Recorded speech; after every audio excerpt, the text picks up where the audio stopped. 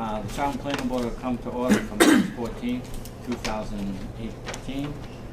Got some payroll to go through real quick. We have a payroll for Bill Scanlon. It goes from 3/20 to, it goes from January 29th to February 23rd. And we have one for Jane. It goes from 3/30 to 4/6.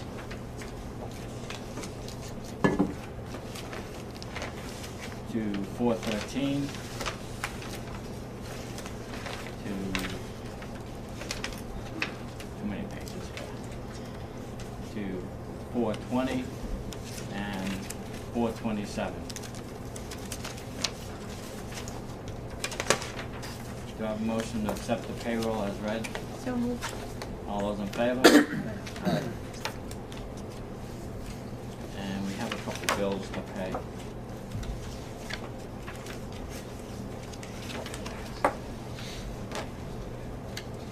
One is for Ready Refresh, which is water, for $11.07. The invoices are here. And we have one from the Telegram and Gazette for $413.02 with the invoices. Do I have a motion to accept the two bills as read? So moved. Sorry. All those in favor? Aye. All right. Just a quick thing I want to mention is hopefully we can keep our agenda on time. A couple weeks ago we had a meeting and it ended up going to 11:30 at night. I don't think it's fair to the public to have to wait that long, and I don't think it's fair to the board to wait that long. So we're going to have a public hearing. If I see that the time is extending more than it should be, I'm going to ask that we ask for continuance. I think the latest we should really be here, if we're ever here that late, is 10 o'clock at night. In the past, we've always been able to get out of here by 8:30, 8:45. And part of that, Bill's doing a great job with Jane, but part of that, keeping on schedule, was Alan, always being prepared for everything. And so that's what I want to get aboard tonight. And another thing is, we need to start looking at the applications for the planning director's position. Jane's got some, and if we do have enough time tonight, I'd like to maybe just look at them real quick. If not, we'll bring it up at the next thing. And the other thing that we're going to talk about is the FinCom meeting is March 28th. I think as a board we should have at least 3 members going to it to make a quorum. So if you can, I'm going to have Jane post it, and between now and the 28th, hopefully 3 of us can make it. I plan to make it. It was on Wednesday, it's 28th, so it's Wednesday. Yeah, it's a Wednesday. It was on Wednesday's free for you, but So Be 7:30 to 8. the time that they're going to allot us is 7:30 to 8. So keep that in mind for March 28th, 7:30 to 8 is what they're going to allot us time for. So Jane, you'll get back to Robin, let her know about that time. Okay. Yeah, I'll take that time. All right. Being 7:05, we have the Seabourn Solar Site Plan Approval Annual Extension. We have a. Do you have that, Jane? Do you have that first one? No, it was just Okay. a quick email. I Yeah. just wrote down when it's due. Okay. So Seabourn Solar Site is asking for the annual extension. This is the one that's on Turner Road. They'd like to have it extended to 4/15/2019. Do I have a motion to accept that date? So moved. Second. All those in favor? Aye. Aye.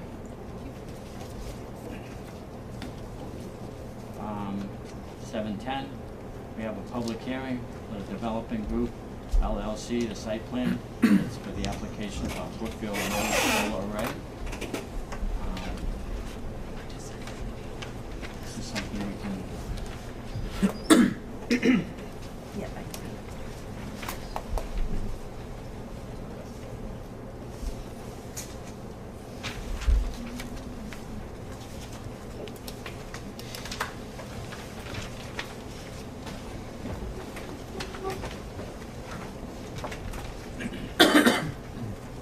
okay, being 7:10, the Town Planning Board will hold a public hearing. In accordance with section 200-7-1 and 200-7.2 of the Charlton zoning bylaw, the Charlton Planning Board will hold a public hearing on Wednesday, March 7th, 2018 at 7:10 p.m. in the Planning Board office of the George C. McKinstry Building, 37 Main Street, Charlton, Mass. On the application of Infinity Energy Service, 288-5 Route 9 North, Howland, New Jersey, 07731, for site plan approval to construct a ground-mounted solar array to produce an estimated 2.5 megawatts of energy on property known as 0 Brookfield Road, located westerly of Brookfield Road and northerly of the Massachusetts Turnpike. The property is owned by Save One Life Incorporated, 441 Main Street, Groveland, Mass. 01834. The parcel subject to the application contains approximately 31.22 acres and is listed in Assessor Map 27, Block A. Lot 1, said property is Zone A and low-density agricultural R40. Copies of the site plan applications are available for inspection at the planning board office at the public hearing during regular business hours. Any person interested who wishes to be heard should appear at the time and place. Yes, the ad does read for March 7th, but because of the snowstorm cancellation last week, it got on the agenda for this.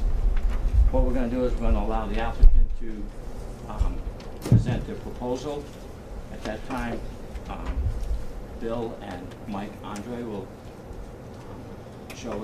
answer some questions for us. The board will answer questions, and then we'll open it up to the public for their comments.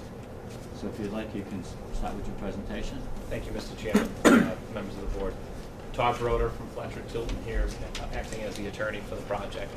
With me tonight is Norman Hill from Land Planning, civil engineer on the project, who put the site plans together for you. And also Luke Childs is the project manager from Infinity Energy Group.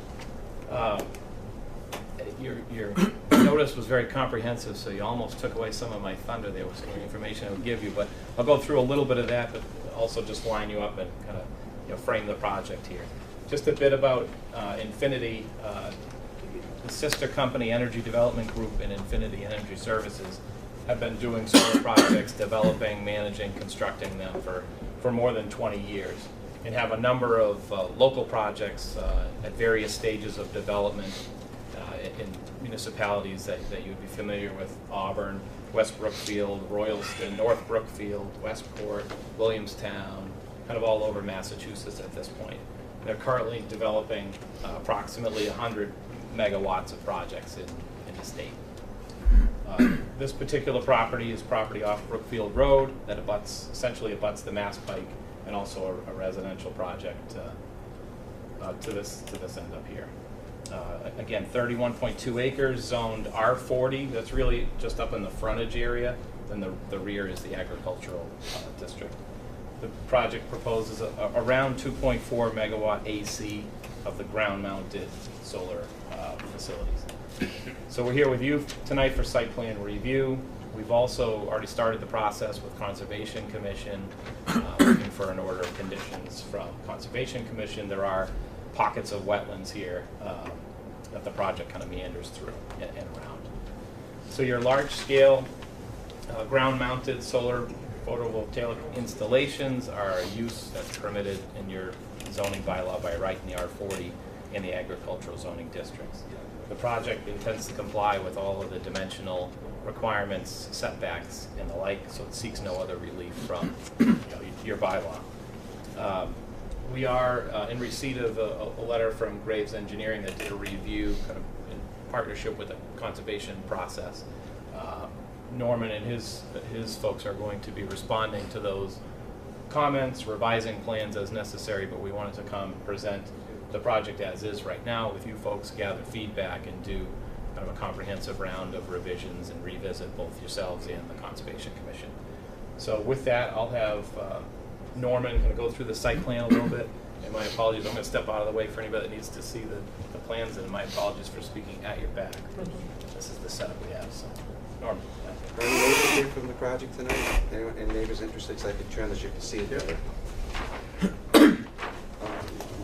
You would see it as well, but is that okay if I have it like that?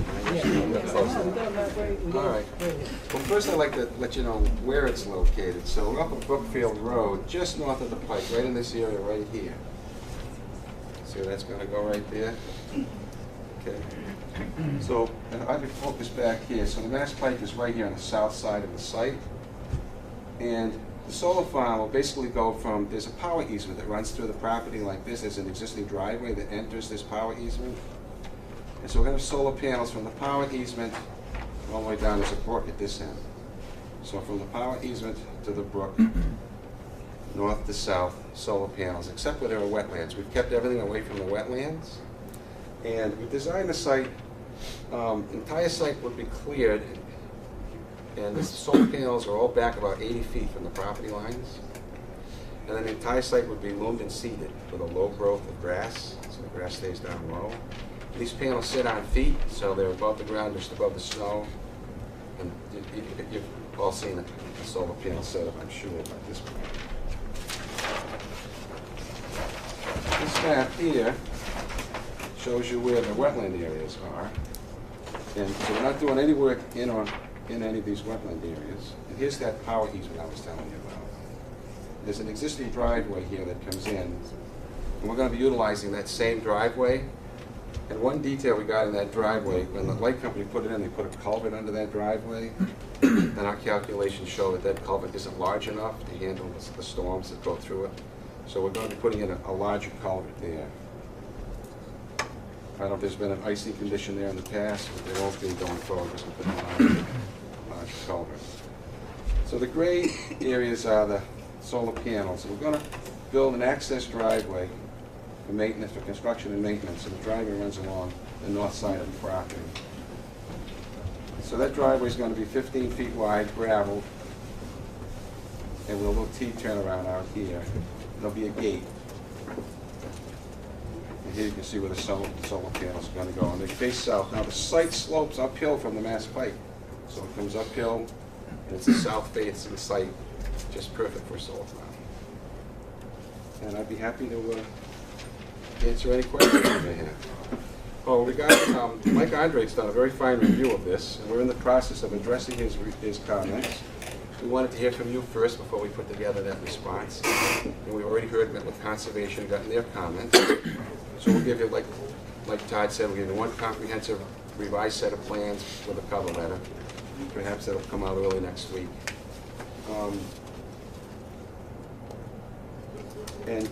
Mike had asked us to go out and do some soil testing, and we did that a week before last. Went out with a backhoe and dug the holes and did the testing that he had requested. So you'll be having our revisions come at you early next week. So any questions?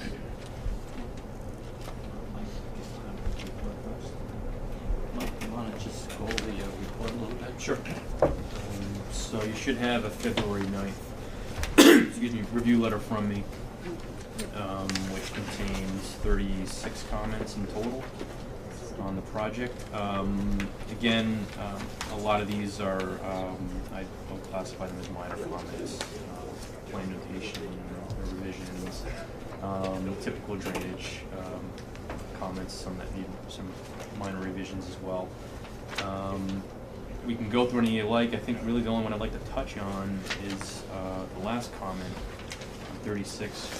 This has been kind of an ongoing concern and comment that the board has had about solar array projects when they abut residential properties, as this one does to the north, is developed residential already on, is it Amber? Amber Road. Amber Road. Drive, yep.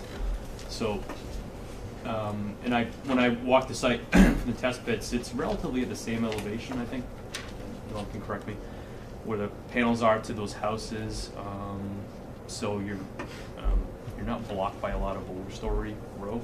I can see very clearly to the back of those houses. So I did mention in the letter and mentioned to Mr. Hill again when we had the test pits that the board will probably be looking for some sections from the back of those homes to see what the view will be like, what the topography does between the back of those homes and the solar array, to see if any additional vegetative screening or otherwise might be necessary to supplement the natural vegetation that will remain. So I don't think they've done that yet. I haven't seen any revised plans, but maybe they could address the plan to do that.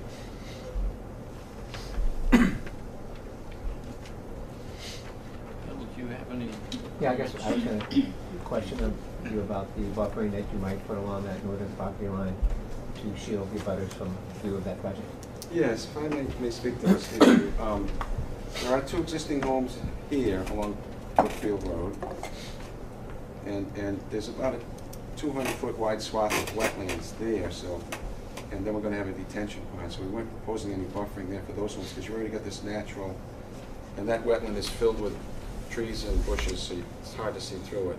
So that they're well screened from here to here, but there are two newer homes here off of Amber Drive, off this There's cul-de-sac. actually 3 now. Three, is it third one just, is it completed, have people moved in? There's a third home under construction, and they're bang, bang, bang, right there. So we're proposing plantings of bushes, not trees, but bushes that would grow to maybe 6 feet tall, maybe 8 feet tall. And it's, we've left almost 65 feet there.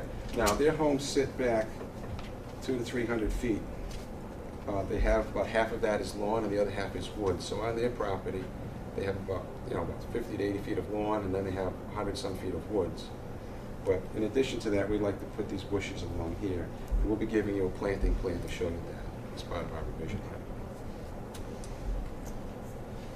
plan. So what I'm essentially saying is, once those bushes take, they won't be able to see the solar farm from there. Have we got any input from the fire department as far as accessibility for their fire equipment? I haven't seen any comments from the fire department. This is a typical kind of layout for a solar array with the width of the driveway and the slope and the turnaround that's provided. So, barring any unusual circumstances on site that I'm not aware of, they may not have any comments on the layout, but I haven't seen it. Mr. Chairman, Yeah. I did, as the assistant chief and as your building inspector, did have a discussion with Mr. Andre about the slopes on those driveways, and they seem to be typical of other projects. The fire department's general philosophy on these is they are energized electrical equipment, so the amount of firefighting that we would be doing around those panels and in immediate access to those panels would be limited to keeping it from leaving the property. Our major concern is during construction that we have access to the site, so that if a construction worker was hurt, that we could, get something in there to do that. We do have four-wheel drive apparatus, firefighting apparatus that we could use, so we don't see any problem with the driveway. I did hear the gentleman mention that it was a 15-foot wide gravel road. I don't know, Mike, did you comment on the width of that road at all? I think I did on this particular one. We've seen 15 is pretty much like the minimum we've seen, 15 to 18 in that range. That's what I was thinking, 18, so that might be a comment that I'll address with the chief. And then I just have to ask Jane, I believe I submitted comments on this, did I? I think I was writing them, so Yeah. if you will indulge me, the comments were very minimal on this. I did assign it a house number. I think it's going to be number 75 is my recollection. 0 is certainly somewhere way down the street in a non-existent place, but I'll get that to Bill, and so that we can carry that forward, so we address the property properly throughout. Thank you, Mr. Chairman. One we've done the gate, we'll have the lockbox that the fire department can get through the gate. Yeah, absolutely. It'll be a Knox box. Knox box. As far as the rest of the projects going up, away from the other houses, which is probably land not developed yet, what would be this shrubbery planting along that? Same page, you keep that one. Well, I think you're asking Yeah. like back here. Correct. There is a lot here that could be built down in the future. And there's one here that could be, and so, yeah, this one would most likely go up here, but these two homes would probably go back here. And again, we'd have that landscaping all the way from like this corner here all the way down to the end, those bushes I mentioned. And they would be, The whole length? yeah, no, those bushes would remain green in the winter, Yep. like arborvitaes, but lower growth ones. We do have a letter here, that I'd like to read, from the Board of Selectmen, reviewing the site plan for the above thing. Mr. Singer asked that we send the planning board a request that any solar array installed include such barriers to obstruct the view from passing roads, neighborhood houses, buildings, etc. And I think as a board, we've always kept that in the back of our mind, but Mr. Singer just wanted to bring it back to our attention again. That's something we keep in the back of our mind on the permit. Would there So- be any vegetation along Brookfield Road? Well, the wetlands here, and all that is wet, we're not touching that, that's all wood and will remain natural. But you have this power easement that comes through, and that power easement's been cleared of vegetation. There's some low bushes there now, but they go through there every few years and keep that clear.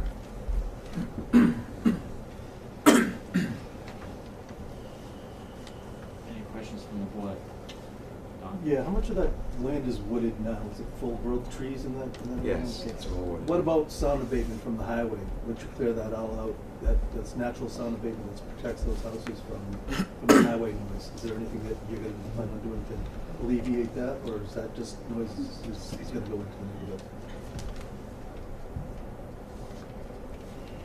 There would still be trees along the highway, How but it many- wouldn't be as many Yeah, that, along here. See, the pavement is down here, the Mass Pike pavement is down here, and then they have, some cleared area, but a lot of this is wooded along here, and that's a distance of over 100 feet. So you might have 50 feet of trees left there. We weren't proposing a sound barrier along here. Like when you go down through Connecticut, you see the sound barrier out there. I know that once you clear those trees out there, the noise from the highway will strengthen dramatically. These homes are back like 800 feet back. I know. There's no trees there now. It's an open field. Something to consider. Any other questions from the board at this time? I just want to stay with Don's idea about cutting trees, things like that, to make sure that unnecessary trees are cut. Because like, for a sound barrier type thing, I guess the minimum you have to cut would be appreciated. And I know you still have to have some of the trees gone so that you do get the use of the sun, but just wonder if we could get a little better clarification on that. Some sort of sound study? Yeah, the plans show the limit of tree clearing. You can see that little squiggle along there. Yeah. So it shows the limit of tree clearing.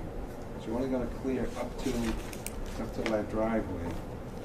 And about 60 feet from the panels all the way around. But it is shown on the plans the extent of the limit of clearing. And, but along the Mass Pike, it's pretty much right to the property line on the Mass Pike. Yeah, look at this, look at the area here between our property line and red, and what's the actual pavement for the turnpike. This area in between is Turnpike Authority or state property, but it is wooded heavily now. And again, we've got pockets of completely protected areas that are gonna remain vegetated. This area up here, as Norman described, you know, there's pretty significant areas that remain completely vegetated, so.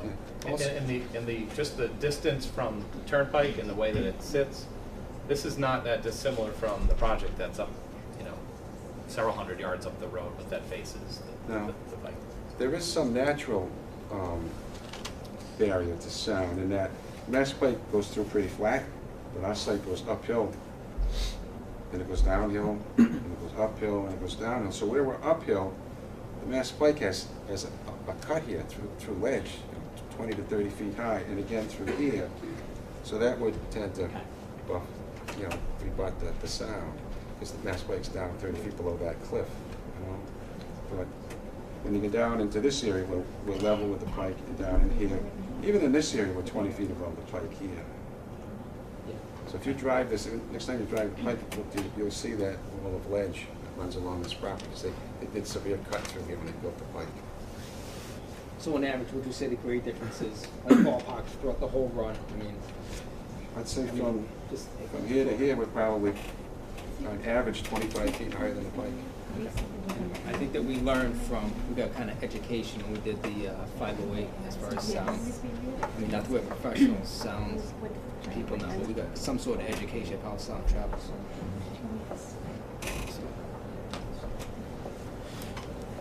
I mean, I can tell you, when you drive down there or out there, you can clearly hear the pike now. In the summer with all the leaves on the trees, and so, of course, our first consideration is always the abutters, and to kind of do everything we can to not, decrease the quality of their life. So, I don't know if there's any other things we could do to kind of, I mean, I don't know, is there some other kind of noise barriers that we could request, or is there anything, I mean, as I'm looking on the engineering side? So just to back up from that for a minute, to Mr. Starkis's comment about tree clearing, I did comment on this project, and I have in the last few. It was a typical part of a solar project submittal that we see a shading analysis, and the last half dozen or so that have come in haven't had that. So I've been asking for it as kind of a support, and here's what we need clear to make this panel layout function the way it needs to be.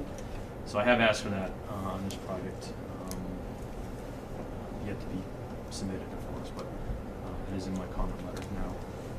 And to your comment about sound attenuation, we've all been down that road with other projects in town, and there's lots of ways to do that with vegetation and berms and fences.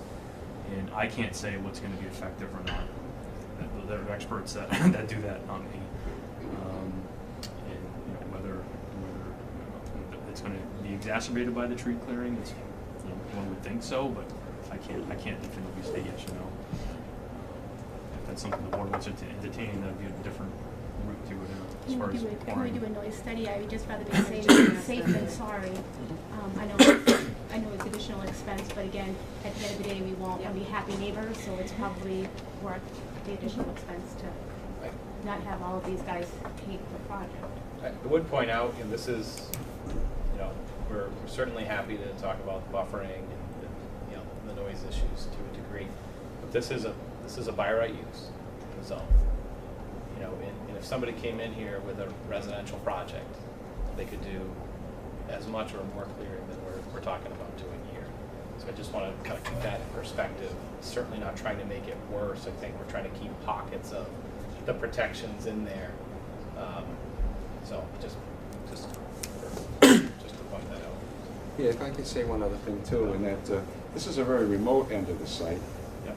Probably 500 or 600 feet from where the frontage is for these lots. Very remote back here. In the middle part of the site, there's no tree clearing at all except for that 15-foot wide driveway. There's just one little swath that's cut from there to there for that driveway. And this will all remain natural, wooded.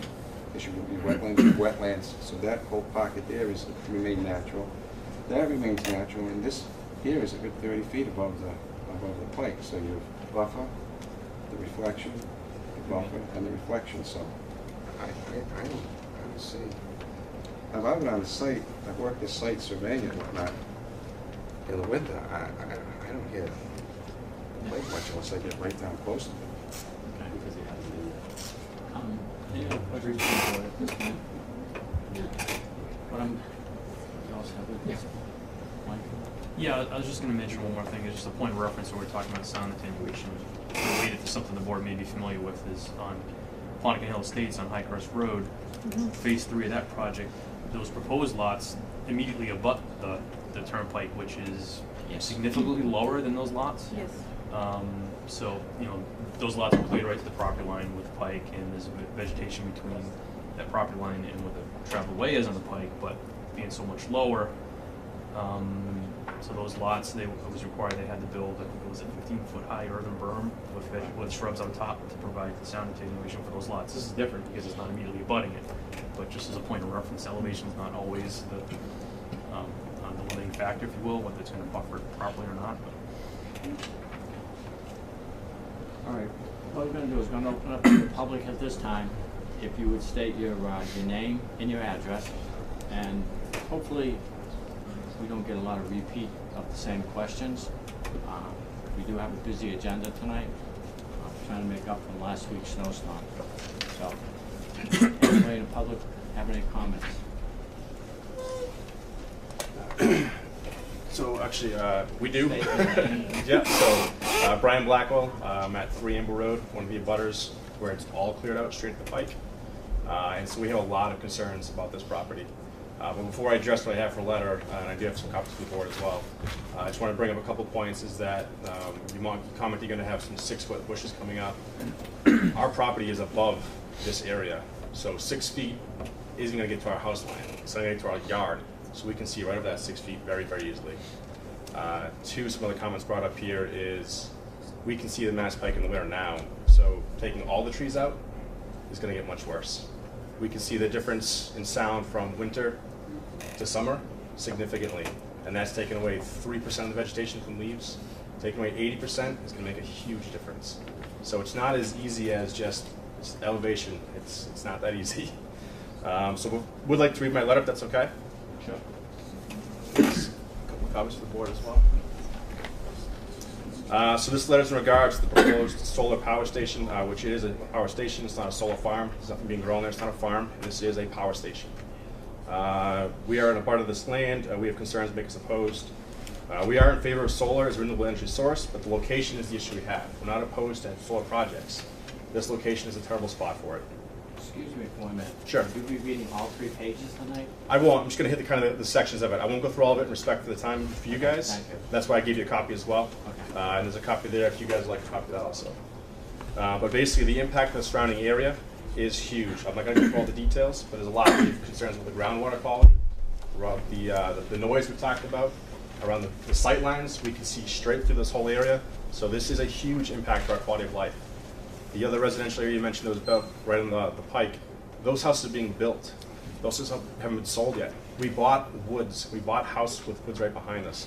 This wipes all that out. This completely changed what we purchased 11 years ago, and we're not very happy about it. You mentioned it's all wide open space over there. There are homes that can be built there. No one's going to buy those properties if we're going to put this up. So it's not as simple as that. The second point we have is that I think everything we're talking about on here is a complete contradiction with the town's master plan.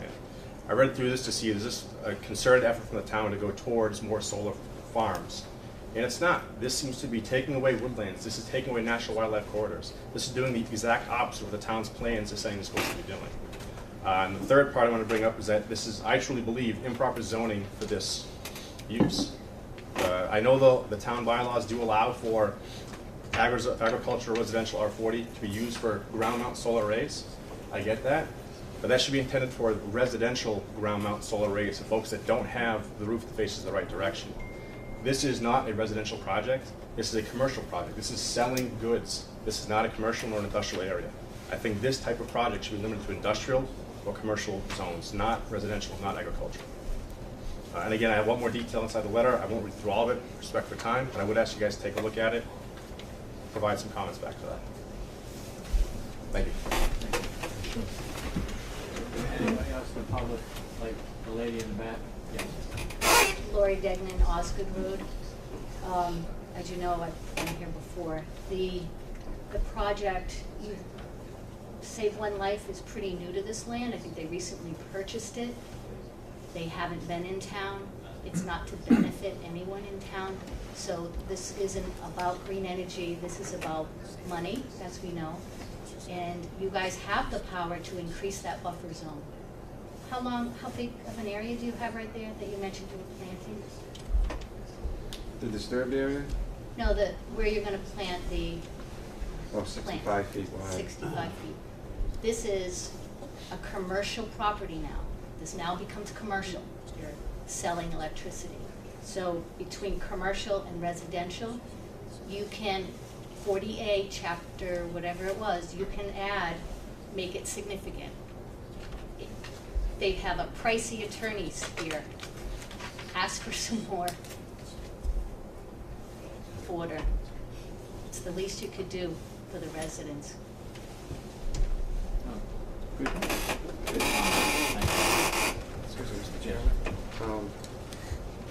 On the north side of the property, we could have taller shrubbery, couldn't we? Absolutely. Because the sun's coming from the south. So when I said 6 to 8 feet high, we could definitely plant taller trees. You know, evergreen trees. That would help a lot. Maybe it makes sense for us to take a look at, if you'd be so kind to let us peruse your backyard a little bit and look down, as you will, or towards the project. Because I think, you know, what we're thinking is that the treetop canopy is going to be potentially in your line of sight, and if not, these lower lying bushes are the point to try to, you know, intercept that sight line. So it's either the treetops or the lower stuff. We're trying to capture the entirety of that spectrum. So if it's 10-foot, 12-foot bushes or something instead of 6, or it's something else, that's, you know, we can look at that. So we're talking about, you know, offering that sort of, you know, buffering, particularly in the areas where it's a little shorter on the distance, where there's going to be less vegetation. How about the noise part of that though? Because that's not going to help the noise at all. The evergreens would help. They would definitely help. Because one row of evergreens isn't going to help, and furthermore, you're planting evergreens on your property. You're Excuse me, putting, could you state your name for oh, the Julie project? Blackwell of Butter 3 Amber Road. Thank You're you. planting trees on your property, and you're putting low-lying grass on your property. Who is mowing that lawn for the next forever? And who is taking care of the lawn? And who's not making it look like the one down on Route 20 that's got weeds growing up through the arrays and everything else, that now we're looking at weeds and overgrowth and not being taken care of? And what happens in 30 years when the solar panels are no longer good? Who's decommissioning what happens in 30 years when we go to sell our homes and now we've got an overgrown, rundown, nobody cares about array of solar farms behind our house? I can answer one part of your question. When it comes to dismantling of the solar farm, almost all the solar farms that we've approved in town, there is a decommissioning bond that's put up, so that if the solar array becomes abandoned, the town has a right to go in with the bond that's been posted to dismantle it and bring it back to its natural site. So that would be one of the stipulations that we would ask when this is being built. So who maintains the property throughout the time? The trees, and if these evergreen trees die and don't take? That would, the only, I can answer part of that and they'll have to answer the rest of it. Part of it is they will post a 1 or 2 year bond to guarantee that the shrubbery will be alive and growing. And the rest of it is up to them to answer. I have Luke speak to the maintenance of the site. I also am in a putter and I'm waiting for a turn before you turn it back to your ownership. Well, we're just having a response. You got it. Sorry, sir. Yeah, so we will be maintaining the system, mowing the lawn throughout. It'll be 3 times a year or something like that, so pretty minimal in terms of the amount of times we'll be able to. Who are we? Located in Howell, Infinity. New Jersey, so you're coming up from New Jersey 3 times a year to mow the lawn? Yeah, we will be. So who monitors the site locally? Who monitors the site? To see if there's an issue with the property? We have energy production, and then we have local people and staff that go check for electric leak, and they look at the sites to confirm that there's no overgrowth and that sort of thing, but it'll be pretty consistent with how fast the grass grows. What's the level of bonding that the town has, so that if they do abandon it, what's that level of financial coverage the town's not stuck with any of this? Correct. We have an engineer figure out what it would take to dismantle that system, and then that's secured with the town. And there is an interest that goes on it every year, so that, let's just say it was 20,000 today, tomorrow it could be 21,000, 2 years from now it could be 25,000. It does increase as the years go on. Okay. There was a gentleman there that had a question. Yes, sir. If you would state your name and address, please. My name is Sean O'Donnell. I'm at 1 Amber Road, Abutting. And I have a few more comments about trees, and then I have a few others. About trees, typical and traditional privacy fencing that's natural made of trees would be Spartan junipers. They range from 12 to 14. I would say we're not only just trying to not see the first few panels, but we'd rather not see what's up and over them. And having 2 rows staggered, 4 feet on center, is a typical layout that happens. So I'm sure that you could provide us with a good buffer, that in a responsible buffer for view, and would assist in blocking the sound there. And it's to the north. I'm sure we can cover. So I also recommend a motion to the board to require that the Energy Development Group shall provide a electromagnetic radiation will not radiate onto the adjacent budding residential properties, because Energy Development Group has no right to just radiate it, to create so much power on power lines directly next to our property line, and then radiating onto our property where we live, and where we have residents all day long, all year round, with developing children that don't want to be underneath power lines. We've all invested into property not to be under high power lines. Now, this is a large megawatt, and if I could ask, how many watt? Over 2 megawatts, which is a lot of, especially at peak, that's a lot of juice going through lines. Now, not only is it, you would think that it's juice in lines, but it's also alternating current. That juice is always in those power lines above our heads at the property line, and we have a concern as abutters having the electromagnetic field radiating over the border and affecting our property in us living our day-to-day there.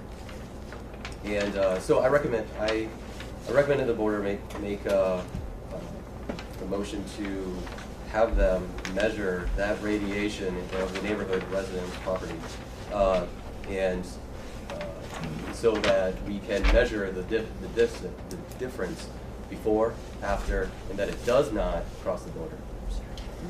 I recommend to a motion to the board to require that the company shall provide a planning board and abutters the measurement amounts of peak electricity to the power system and run through the power. Therefore, the in essence, the power charge, the high voltage. Actually, I just mentioned that. I recommend that the motion to the board to require that they provide a plan diagram indicating the electromagnetic field or pulse width modulation, radiation offset distance from those power lines. So therefore, a diagram of that, so that it proves that it does not cross over the border, affecting our property. And then that's So that's my summary, and I have more topics, and I'll submit my letter to Thank you. You can make sure that the clerk gets a copy of that. Okay, So a little about the EMF and the higher voltage lines. All of our medium voltage lines are going to be underground throughout this array, so we won't have any overhead line. That might ease a bit of your concern there. The only overhead lines will be over by the road. There'll only be like 5 poles there that will be above the ground. Everything else will be below ground. So that might the rest of this will be 1,000 volt DC or 480 volt AC, and then the higher voltage 13.2 will be all underground. okay, at this time, Mike's got one comment, and if you could say it, Mike? Yep, just circling back on the landscape and buffering issue. Again, in my last comment about the board might want to consider requiring those sections. There's another project before the board tonight that's provided those, so that gives a good idea, you know, of where these plantings might need to be, how tall they need to be, how many they need to be. So I would strongly recommend in this case that the board require the same on this project.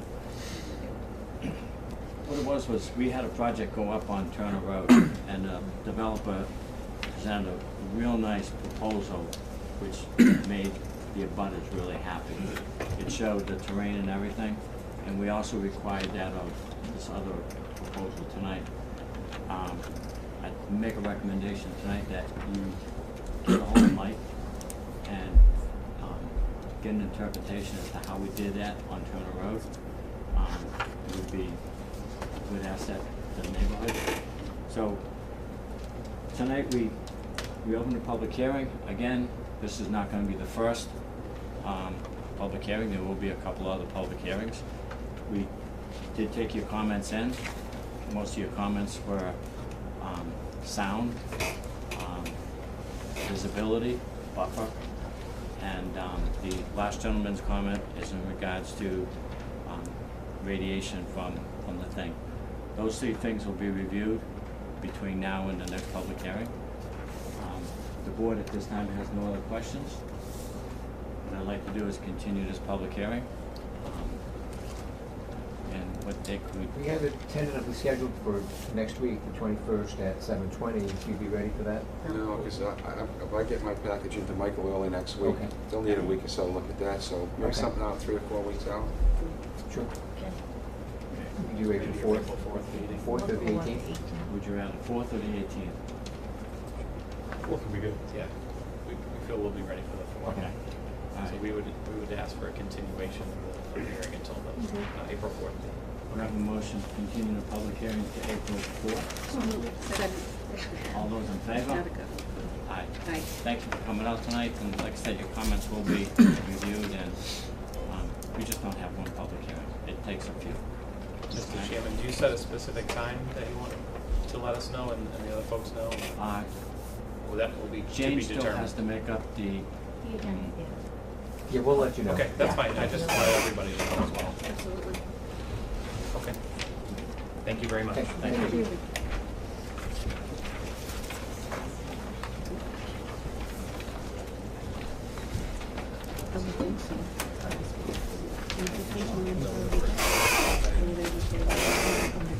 That's what I thought.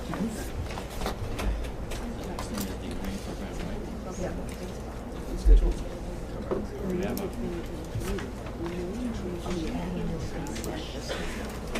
Just, yeah. We're going to continue to the April 4th hearing. Get so used to it. I know, the trains, you can hear the trains. No. Is the pipe? When you're talking to the residents, like, they can sleep to it. It's like a... Right, yeah, you just started going in. I can't sleep if it's too quiet. If it's too quiet. It's a problem now. We're going to continue the public hearing for the rain for rent, but the applicant has requested that the hearing be continued to April 4th. So we're going to open it, and then we're going to make a request to continue it to April 4th for rain for rent. I'll make a motion. Would you open it up? We'll open it. And now we're gonna make a motion to Continue it second. continue it to April Or 4th. second. All those in favor? Aye. Aye.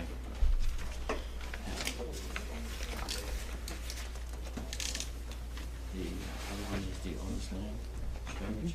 Kurt, you want to talk about that? Is he still here? Could you just, you just, Alicia, could you just run out there, see if Kurt's out there? Here he is. There he is, right There there. you go. What did I do now? Nothing, we're waiting for you. I'm sorry. We voted to decrease your pay by 50%, hope you don't mind. Decrease or increase? Decrease. Decrease. I got a friend who tried to do that. All right, we're gonna continue the public hearing for the Otis Land Management LLC. The applicant has requested that we continue it to April 4th, but before we continue it to April 4th, the building commissioner would like to have some comments, and Graves Engineering has some comments. So if Kurt, if you'd like to talk about the Otis Land Management. So, at the request of Todd Gerard, the conservation agent, and after hearing some comments at previous hearings, we did a site visit up there. There has been considerable work done that does not comply with the site plan. There has been incursion into the wetlands. That's a conservation issue. We had been there last fall, and the applicants were made aware by conservation that they had strayed into wetlands and that they should have some pendants, or, you know, and they, in my estimation, made it worse. As the building inspector and zoning enforcement officer, I have issued a stop work order for building a retaining wall without proper permits. If you could call it a retaining wall, it's a pile of rocks 12 feet tall. And cease and desist as the zoning enforcement officer because they're not complying with the site plan. They had permission, Mike will address this, to do a certain amount of work up there under their previously approved site plan, but Mike is the expert on how far out of that they've strayed. So I'm making a recommendation to this board, and I did make it in writing attached, that this board at the appropriate time cease all further hearings on this until they come into compliance, because they're building something that's going to have to be redone. Thank you, Mr. Chairman. Thank you. Thank you. Mike, if you'd make a quick comment. Yeah, so I was at that same site visit with Mr. Meskis and Mr. Gerard, and following that meeting, came back to this office and then mine to I had to remind myself on what was actually issued on the project for a notice to proceed. The board did issue in February 2016 a notice to proceed for a limited site earthwork only for phase 1 of the project, and without a plan. If I can describe what phase 1 was, when you come up the hill, this is the previous configuration where the driveway came off of South Sturbridge Road. Coming up the hill to the top, there was a building pad there. That was more or less the limits of phase 1. That's all they were allowed to work in, and again, just site earthwork, cuts and fills. They've gone well beyond that, all the way to the back of the property, almost abutting the pike, continuing earthwork operations, so that they've done work beyond the authorization in that notice to proceed. So I outlined that in the memo dated March 1st, which you shall have, or the board has.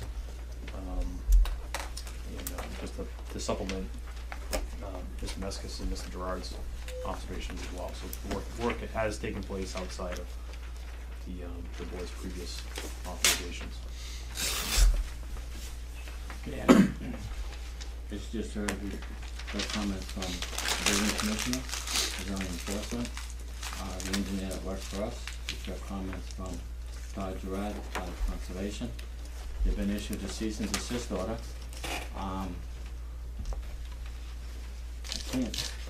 We will have to continue the public hearing, but to continue it to a certain day, I'm gonna ask Bill a quick question as to how long can we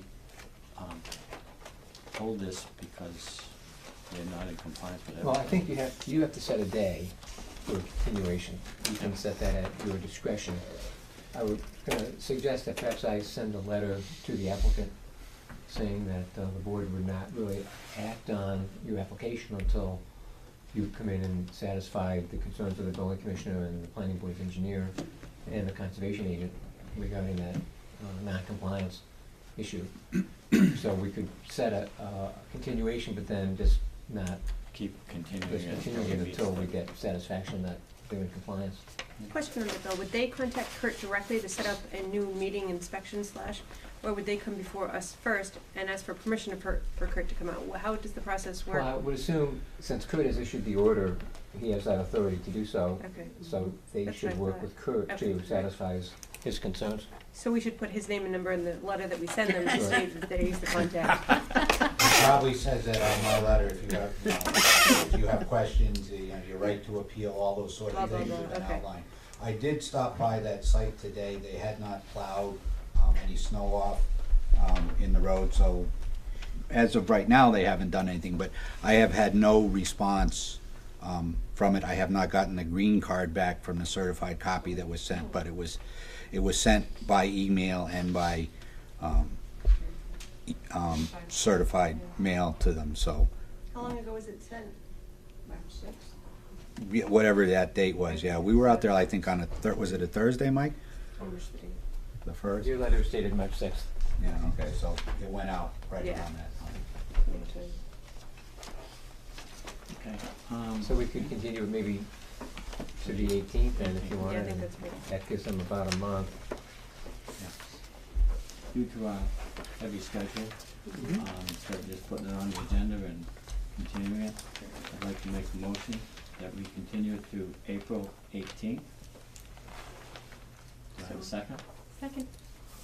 All those in favor? Aye. Bill, you'd send that letter? Sure.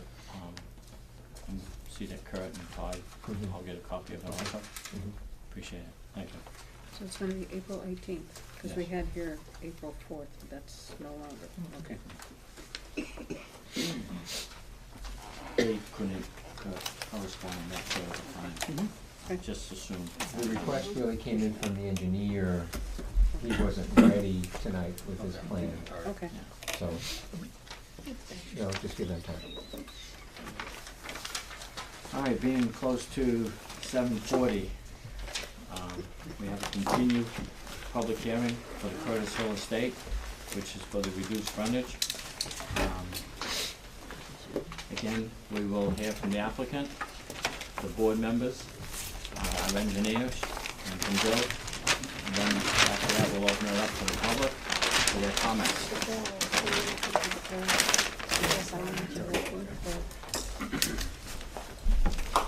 If the applicant would like to make a presentation, sure. Mr. Chair, members of the board, my name is George Carizzi. I'm an attorney out of West Boylston. I represent the applicant, Curtis Hill Estates. This is an application for special permits to allow for reduced frontage lots and an application for a special permit for a common driveway. The applicant owns approximately 35 acres of land. This application deals with 15 of those acres, and they seek a reduced frontage special permit so that they can build 3 residences on a total of 15 acres of land. They've identified the property, the plan's been submitted with the application, and there are 3 reduced frontage lots proposed on this application and plan. Each of the lots have at least 50 feet of frontage, which is a requirement of the special permit provision in the bylaw. It also shows on the plan the proposed location of the dwellings on those lots as configured, shows location of what is have been identified as the wetland resources. The plans carry with it a certification relative to percentage of contiguous upland in excess of 40,000 square feet, which is what would be required in order to qualify for a special permit. There are a few issues that have been raised by building inspector. they all have the 50 feet of frontage, they all show the location of where these dwellings would be located. And although this is, so these type of reduced frontage lots, historically oftentimes called pork chop lots or flag lots. Charlton doesn't call them pork chop lots or flag lots, so it's a reduced frontage lot, which requires, and they establish what the criteria would be for a reduced frontage. And that criteria deals with the minimum area requirements, minimum frontage requirements, minimum upland requirements, and certain criteria that have to be shown on the plan for where the house would be located on the proposed lot. In flag lots or pork chop lots, it is common for the dwelling to be located in the flag portion of the lot, or in the pork chop portion rather than in the bone of the pork chop. And Charlton doesn't have that distinction. Charlton has a distinction. Charlton says these reduced frontage lots are available when you have an oversized lot, 5 acres, with 50 feet of frontage. And that's what this plan proposes, 5-acre lots with 50 feet of frontage. Now, the building inspector has given an opinion, has given a statement that the access strip can't be more than 600 feet, and that's what the bylaw requires, that the access strip can't be over 600 feet. And that would make sense if the access strip was gonna be the flagpole of a flag lot, that if I were gonna be building on the large portion of the backland, they wanna make sure that it's not 600 feet off the road to where the house is. That's what the access would be. However, these lots, the access portion of the lots are all well below 600 feet. The lots are located, the houses are located closer to the street. It's not in the flagpole portion of the flag lot because it's not a flagpole, it's not a flag lot. It's a reduced frontage lot, but they all have sufficient area within the 600 foot, within 600 feet of the public way, so that you can build a house in that area and have access less than 600 feet. So all those lots have access strips. The access strip is less than 600 feet to the houses. And although the lots go back much further, that's back to the vacant, undeveloped portion of the property. That's not what that's not what the access strip provides. There's no access.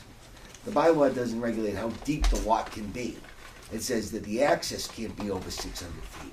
And so if the interpretation of the building inspector was such that you can't have any portion of the lot beyond 600 feet, because that would be over 600 feet from access, you couldn't have a 20 or 30 acre parcel that goes back 1,000 or 1,500 feet, even though the house is located within 600 feet of the road.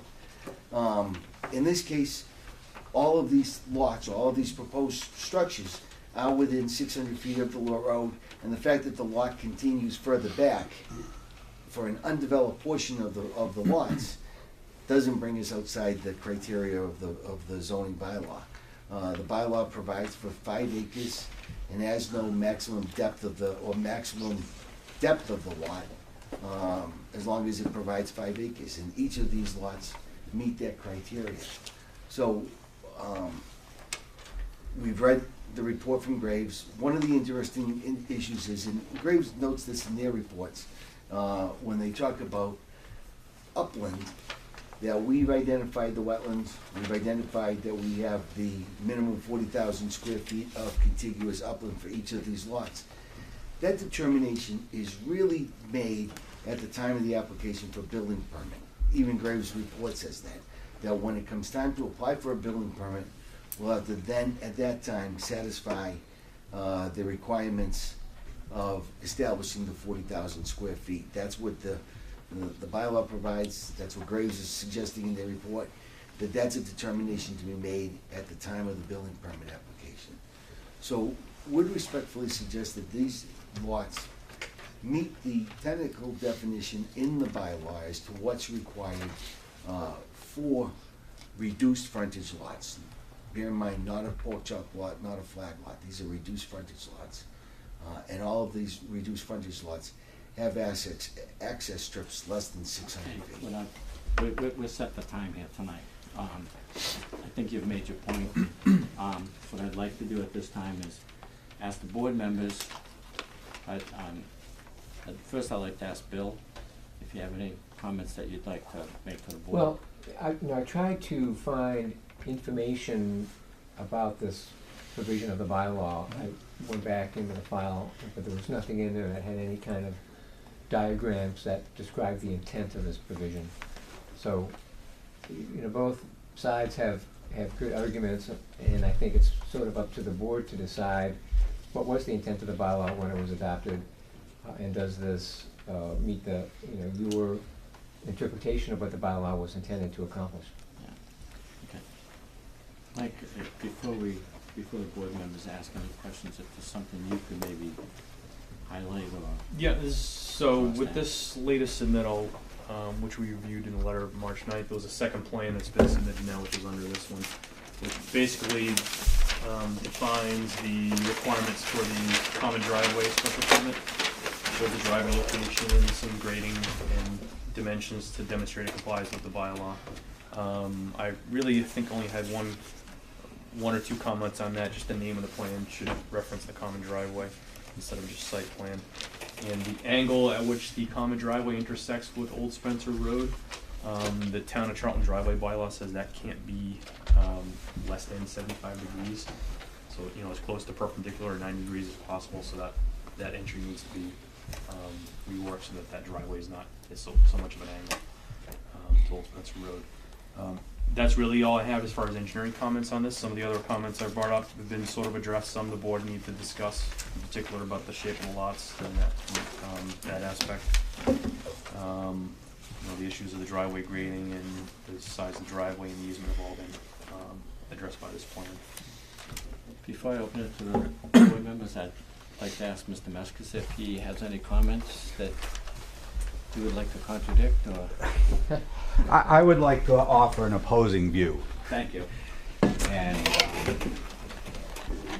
I very rarely come before this board because I'm an enforcing agent. I'm not a policy agent, but I wanted to speak on this because I've had a number of residents and I have to be able to, you know, come to me and ask about this lot or this proposal, and I have to be able to, you know, help defend the board if necessary, or at least have some reasonableness about this. I reject the attorney's deal that I'm saying that the lot can only be 600 feet deep. I'm not saying that. I'm saying the access strip, and that's what the bylaw says, the access strip shall be no more than 600 feet, okay? So even though we don't call it a pork chop lot or a flag lot or anything like that, the strip that connects the frontage to the major portion of the lot is what I believe that this bylaw is speaking to. So to illustrate that, I went back and got some of the previous approved reduced frontage lots that this board has approved. This is a lot on Prince Road. It's right on the town line. It had lost its grandfathering rights because the building had been removed, and through an agreement of Southbridge and Charlton, the road was made passable to this point. So this property that is 9.7 acres has 100 feet of frontage. It certainly meets the requirement. The strip? No, there's no strip. It's a lot.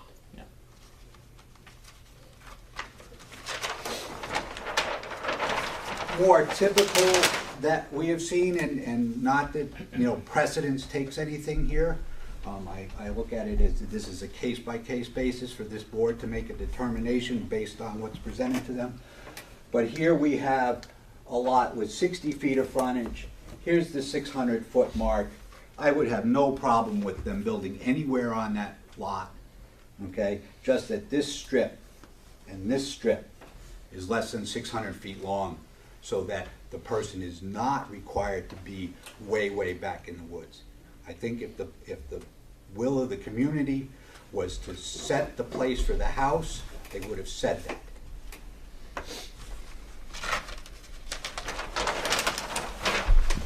the extreme extent of this. We have a regular 60,000 square foot lot here. We have a 5 acre, 6.23 acre lot here. We have an access strip that is 597 feet long. Certainly these people figured out how to comply with what the bylaw said. Yep. And I'm not saying they have to build their house here, I'm not saying they have to build their house here, I'm not saying they have to build their house here. We have no length in our driveway bylaw for a regular driveway. It could be a mile long.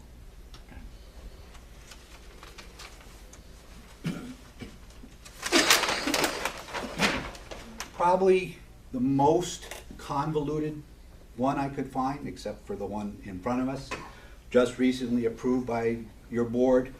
It's on Carroll Hill Road. It's the Gunther property. Okay, regular lot, 4 reduced frontage lots, 600 foot. We certainly get into the major part of the lot within that 600 foot.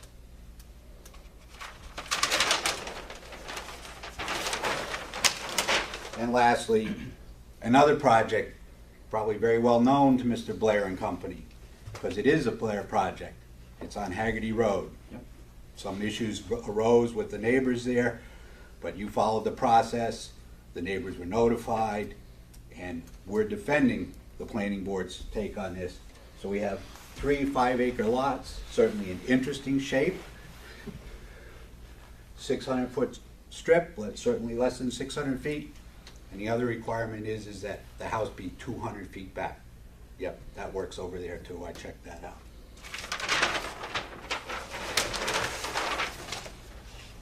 And then, of course, the subject property, where we have our 200 foot line, the house in a reduced frontage lot must be a minimum of 200 feet back from the road, and the connecting strip should not be more than 600 feet. I certainly think these are strips.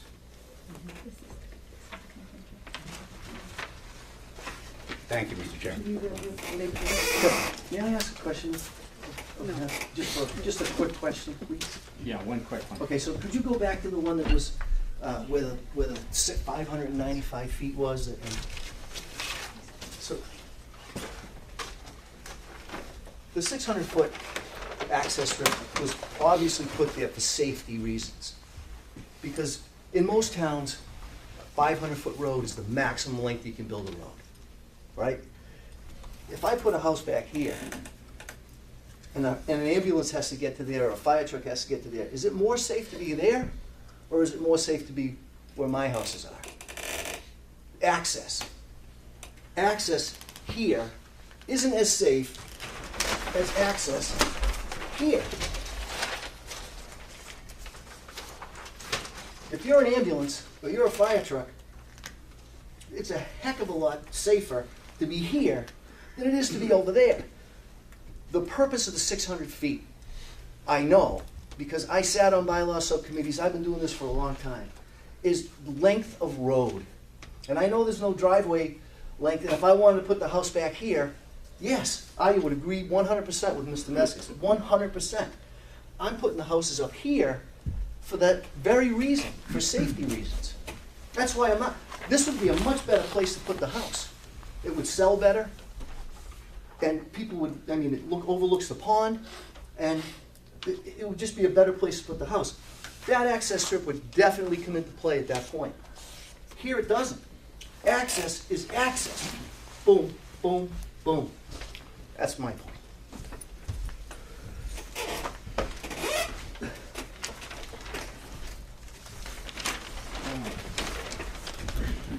I have a few questions to ask, but I'm always first, so I'm gonna let the other members go first. I do have a question, I'm sorry. Sure, go ahead, Alicia. Okay, and this might have been asked and answered because I attended this a couple meetings. One of the things the lawyer said is that we would deal with the wetland setback at the time of building permit.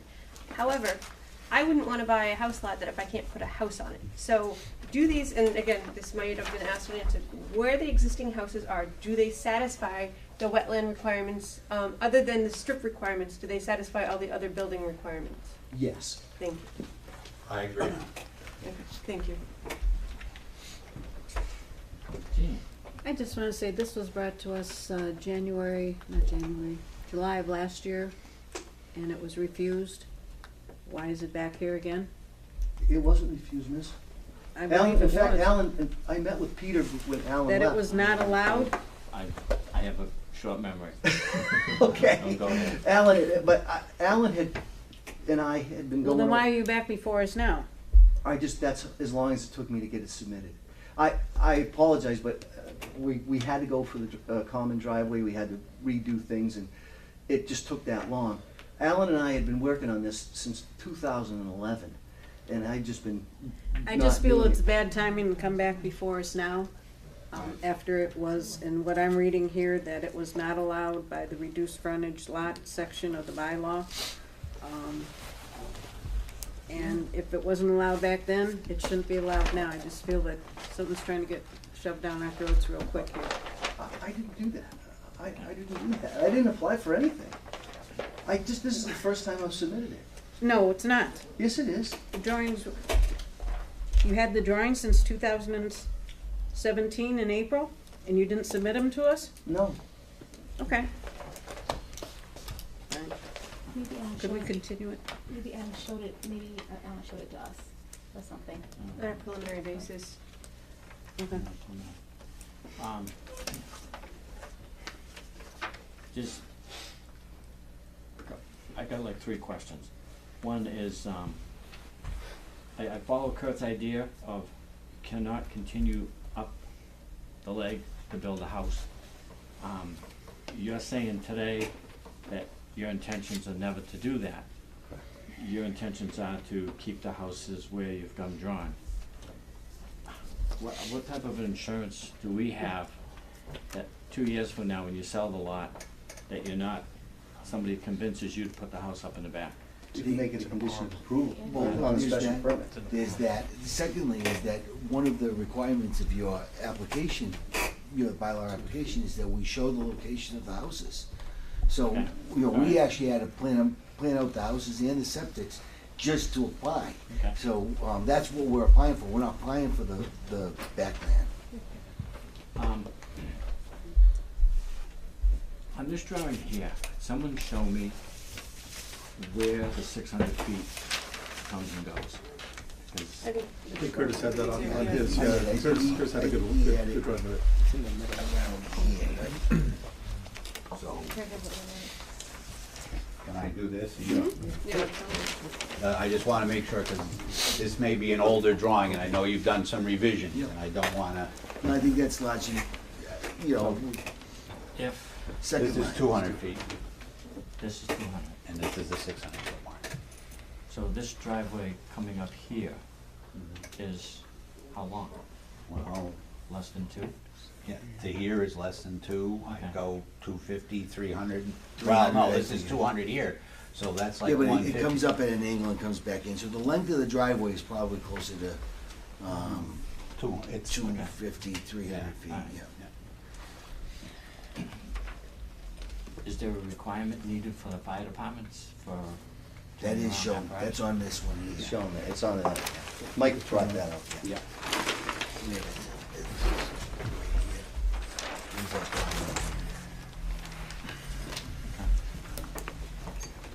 But still, that driveway has to change because of the angle, correct? So that drawing's Yeah, not that's a accurate. little confusing provision in the bylaw, I guess it says minimum versus, It's misstated. yeah, so It's misstated. the We did- bylaw says that it can't be more than 75, so we have it in at 45 or whatever it is, but it's supposed to be not less than. So even though the bylaw, so this probably technically qualifies under the bylaw, but I certainly think you would want those things at a T intersection. That could be reconfigured so that it comes out better. But I think it technically qualifies, but the bylaw's probably got a typo.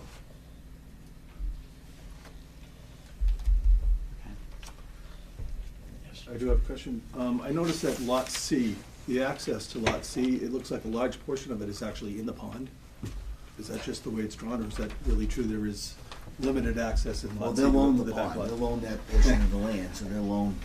So they'd actually have to go through part of the pond if they wanted to get something up through there, so I just question whether that's really attached, if if it's a crosswalk to do that. My next question or comment, maybe maybe Curtis could answer it. These lots are 5 acres apiece. If I bought lot A, where would I put my swimming pool?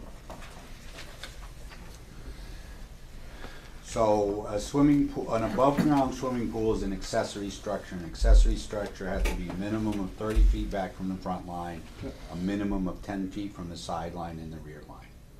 Okay. And this would be one of those that I would sit there for a minute, because we get into the question, what is a side and what is a rear and stuff like that. I mean, the rear line's way back here somewhere. And side is basically defined as abutting another lot. Sure, okay, So, and it's 50 here, the house is here. So, okay, so I've got 5 acres that I can't put a pool in. That's why I just question whether it's really a lot. But there's no, Okay. so what are we're requiring a lot for building of a domicile. Sure. Not to put a swimming Okay. pool in. Okay. You know, so that's one of those. So. And there's nothing that would prevent an applicant, from being able to go to put a, something- for me to deny the pool on a And they get a zoning variance. setback Okay. issue and get a variance, because I think they could probably show some sort of topographical, geographical issue, like some wetlands, that, would dispose them to issue that variance. Before you run away, Okay, no problem. this driveway, this I'm interpreting as the wetlands. Yes. Is part of the driveway gonna have to they're gonna have to take part of it? Yes, so I'm looking at the plan that they submitted just now, and this is wetland fill. This shaded area is shown as a wetland fill. Yes, correct. Okay, so there's gonna be a replication somewhere. Yeah. Yep. And that requires permission of the Conservation Commission. Right. And is conservation signed off on it? No. No, I haven't submitted. So what happens if we say yay and conservation says no? Non-buildable, it's non-buildable. My issues are with conservation. Okay. Yeah, and that's, it's a different silo. Okay, that's what I thought, so each group has. But I think, and we're gonna agree to disagree here. Right. And I'm putting forth a view, and there's some citizens here that wanna talk too, I'm sure. I'm putting forth, hopefully, the community's view. The abutters certainly have something to say. The applicant is for his, and we try and work through all of these simultaneously, because we went to conservation with these original plans and says, Todd, because we don't want to get it through this process and have them say absolutely not. That's not fair to the applicant. I will, one of the things when we look to develop real estate, we look at the different potential there. It's 35 acres, and there's another access strip off another section. You could put a subdivision in there, and subdividing this would probably yield 10 lots, with all the backland and all the upland, and you'd have the 2 access strips, and that would be available. The road would probably still go up right along the abutter's property, and then go right out to the back. That seems to be the least invasive wetlands-wise, so environmentally that would be the easiest to do. And yet, I don't know that serves anybody's, you would get more lots, but it would cost a lot more money to do it, the timing to do this thing, to develop it and get it approved. But it would probably yield over 10 lots, 12 lots in that site. All right, you know what, we're pressed for time, and I really don't have an interest tonight in what else we can do with the property. We've got some people in the audience who have been very patient. We've extended these hearings, and I really want to get their comments tonight. So, if you would please state your name and the street, and let's get the public in here. Okay, well, I'll start. I'm Michael Daniels. I live on 63 Old Spencer Road, and I think most of you have seen me up here now a few different times. So, as you look at these convoluted lots, and I guess that's the name of the game here is convoluted, and George had mentioned in reference to being able to access these and putting in a big subdivision. if we all left this room right now and walked out there, you'd probably be up to about thigh high in water. There is no way that you can access, and I don't mean to reach over you here, Jane, but this area here cannot be accessed from that side. You mentioned the pool. There is no room for a pool. There is no room for anything on those particular lots. In fact, the house that's proposed right behind my property, they might as well jump in my pool because they're going to be closer to my pool than I am. So, in reference to the proximity of my property, that's a big concern. But these lots have been drawn up, in my opinion, to just meet the requirements. And I say that with respect because I'm in the furniture business. I am not one to hold back on growth, and I surely don't want to stand in front of this board and say not in my backyard, but frankly it is in my backyard and it has a big concern for us in reference to resale value, privacy, wells, aquifers. I mean, we can go on and on and on, and I think obviously the Conservation Committee is going to have a big voice in this because of the wetlands. I'll go back again, and I don't mean to point over you, but in reference to these three lots, you cannot access, and I would tell you in one particular point where you're trying to get out here, where Mr. Meskis mentioned in reference to about the 600 feet point there, that's got to be almost 100 feet wide, maybe wider, and I haven't jumped in it, but it's got to be 5 or 6 feet deep. I mean, it's not just a little river. It's not just a little stream. It's a massive body of water, and everything flows through there. There's a lot of water that's coming from other areas onto that property.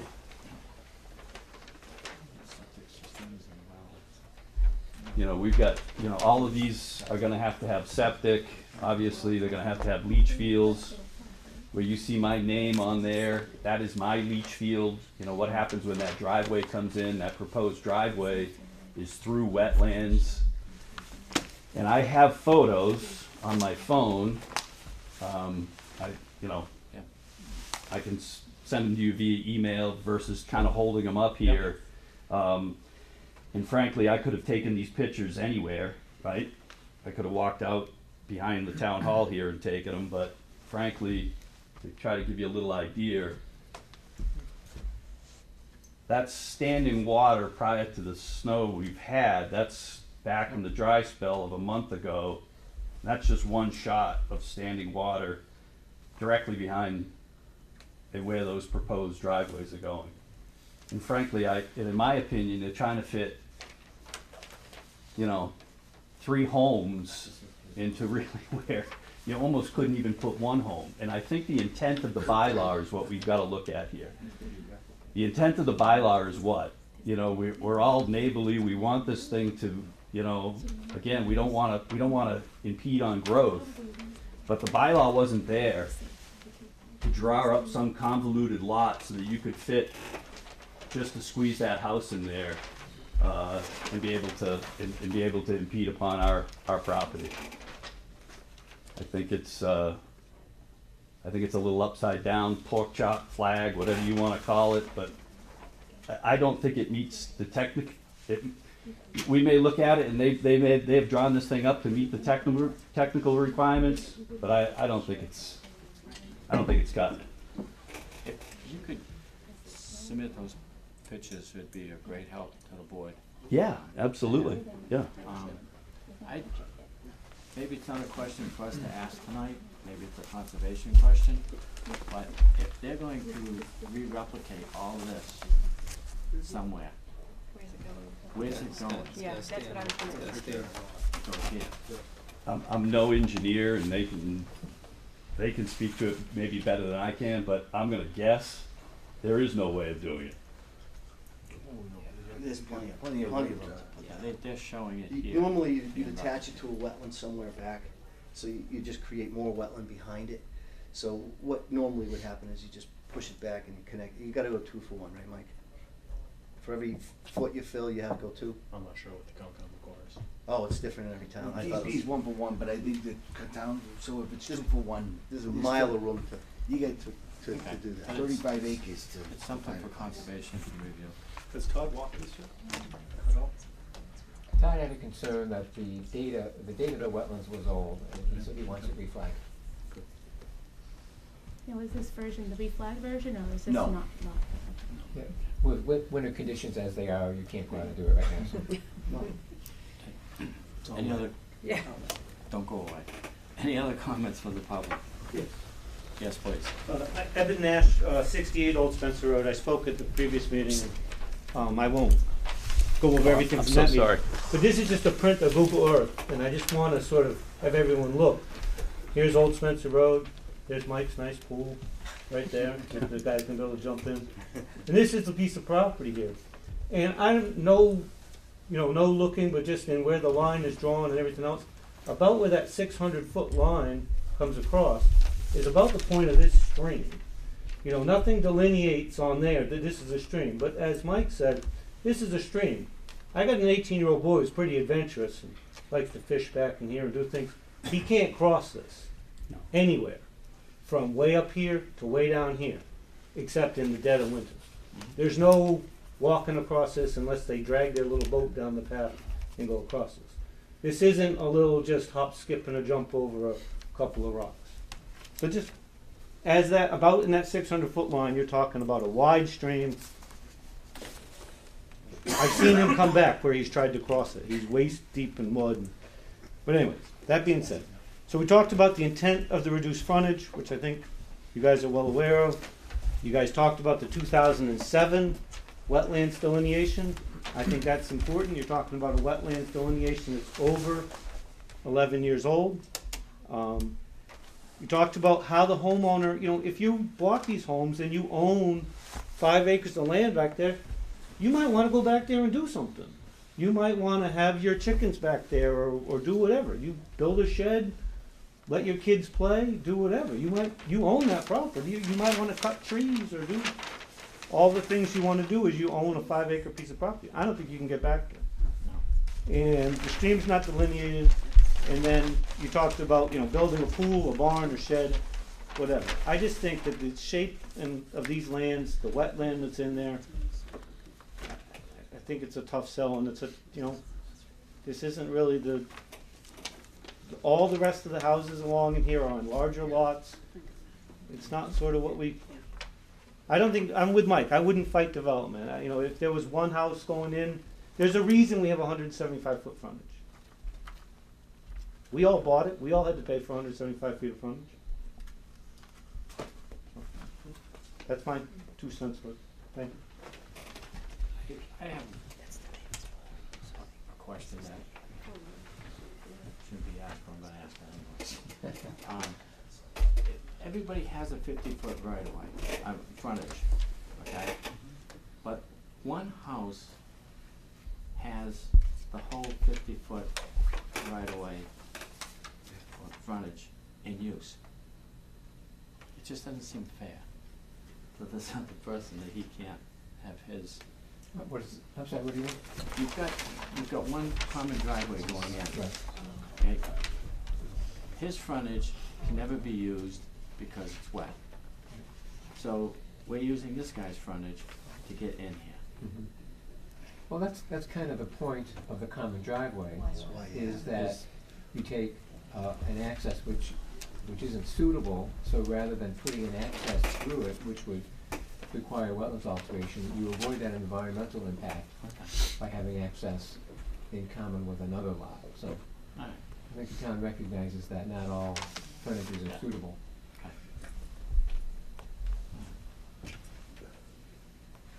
Any other comments from the public?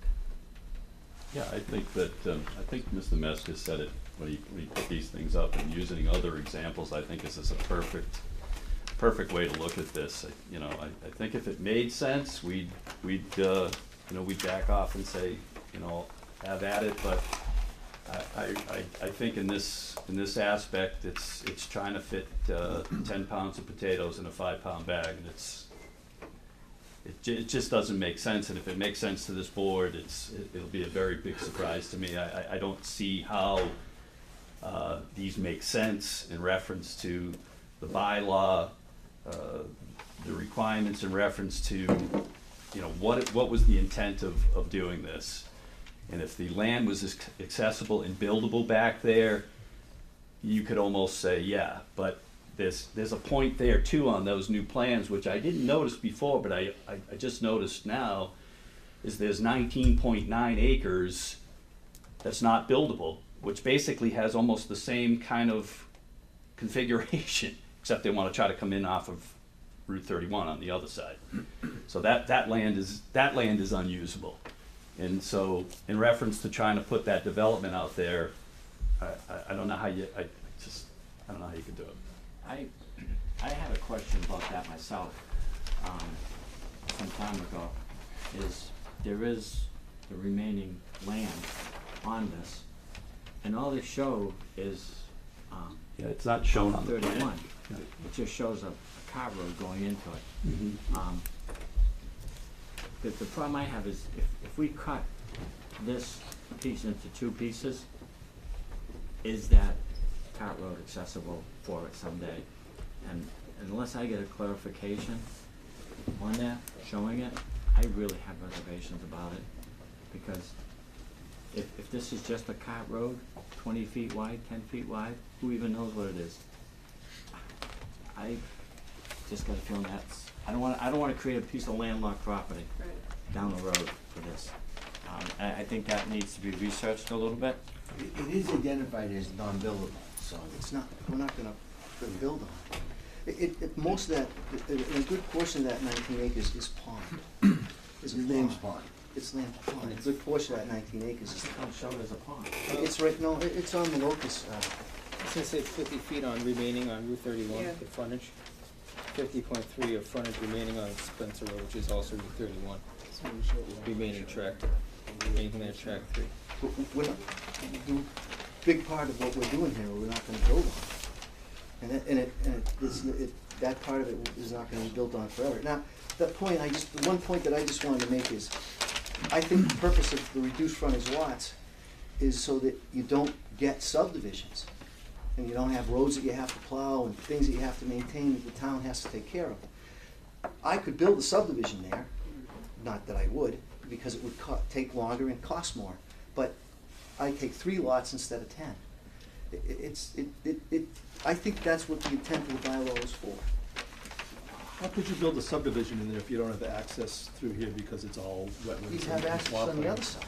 Oh, where, here? Yeah, so I could go right through. This is all. Okay, but I'm not sure you could get through here because this is all wetlands. This is all in wetlands here. back here. Yeah. And this is all wetlands back here too? Okay. So it's not designated here, but these lots. According to Is that Mass right? GIS, the DEP wetlands layer, that's the entire back portion is wetlands. Okay. So it's, We're not gonna build on it. so is it really a lot? I know it technically, it just, it doesn't. Well, all I need is doesn't 40,000 seem to square meet feet the of upland. requirement for reduced frontage lots. It's not a legitimate 5-acre large piece of land. That's the Yeah, way I yeah. look at it. But under the bylaw, all you need is 40,000 square feet of upland. Not 5 acres of upland, it's 5 acres, of which 40,000 is upland. That's what the bylaw provides. And those meet that. So Bill, I guess my question is, by definition, everything else aside, by definition, do these lots meet the bylaw? Well, I mean, you've heard Kurt's interpretation, right? So, that's what But in terms of the other setbacks and upland requirements, things like that, the distance from the road, yes, it's just this question of the 600 foot and what is the access strip. Absolutely. And the new wetlands delineation, if I'm not mistaken. Yes. At the time of building. Okay. And he's right. Ruby, what you say is full. there are I think silos 2 lots. here If it was divided into, steps that have to go like, along. Okay, right. We wouldn't be having this discussion if it was 2 lots, I think, down the middle. I think that it would be much just. Still need a book to get through.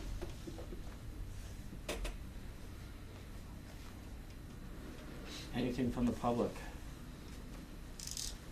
I'll just reiterate, I don't want to sound like a broken record, but I'll counter note what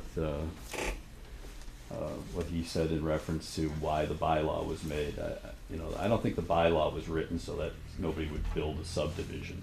I think the bylaw was written to protect the neighbors, protect one another in reference to how we're gonna build in this town.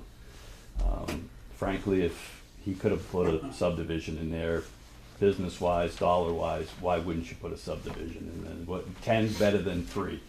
So, the adage in that aspect doesn't make sense to me, in the fact that that the way these houses will sit in reference to the current homes as well. You drive up Old Spencer Road, you've seen the houses they built up there. It just doesn't fit, and I don't think it's fair, and I don't think it meets the requirements of the board or the Conservation Committee. And I think Mr. Meska said it beautifully, and I think the neighbors all have spoken in reference to how convoluted this plan is. I think if it wasn't like it was, we wouldn't be standing here. So. One last comment, because we gotta keep moving on. Haggerty Road was a 6-lot approved subdivision. And I brought it down to 3 lots, and for reduced frontage lots, because it made more sense. The fact of the matter is, if I couldn't get the 3 reduced frontage lots, I would have built the subdivision. That's why I say, that's what the intent was. If you saw Haggerty Road, it was approved, and it was an approved 6-lot subdivision before I changed it. That's all I want to say. All right, any other comments from the board? I'd like to, I think we should make a motion to continue the public hearing.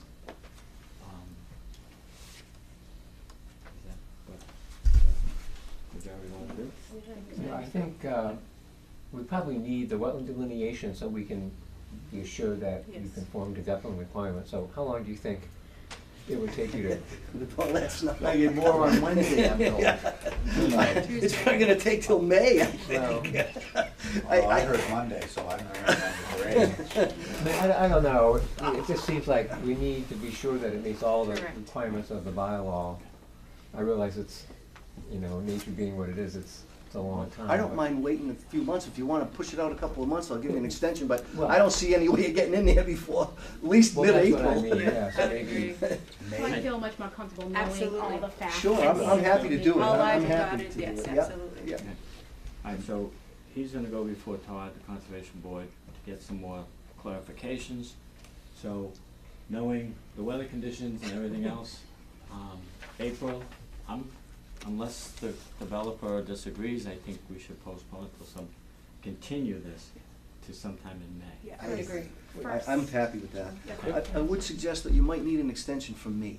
Correct. So I'm happy to give you one. I don't know if you have a form or. You can email, you can just email it. Oh, sure. Okay. Email the extension, and I'm kinda. Yes. Okay, 16? Oh, no one's gonna see that. May 16th. May 16th? Did you say Yes. May what? May 16th. Is that gonna be the second meeting in That's May, the or? second. May 2nd and May 16th are the 2 meetings. Make a motion that we continue the public hearing to May 16th. Yes. And that Blair sends a letter to us for an extension. Yes. Second. All those in favor? Aye. Thank you very much.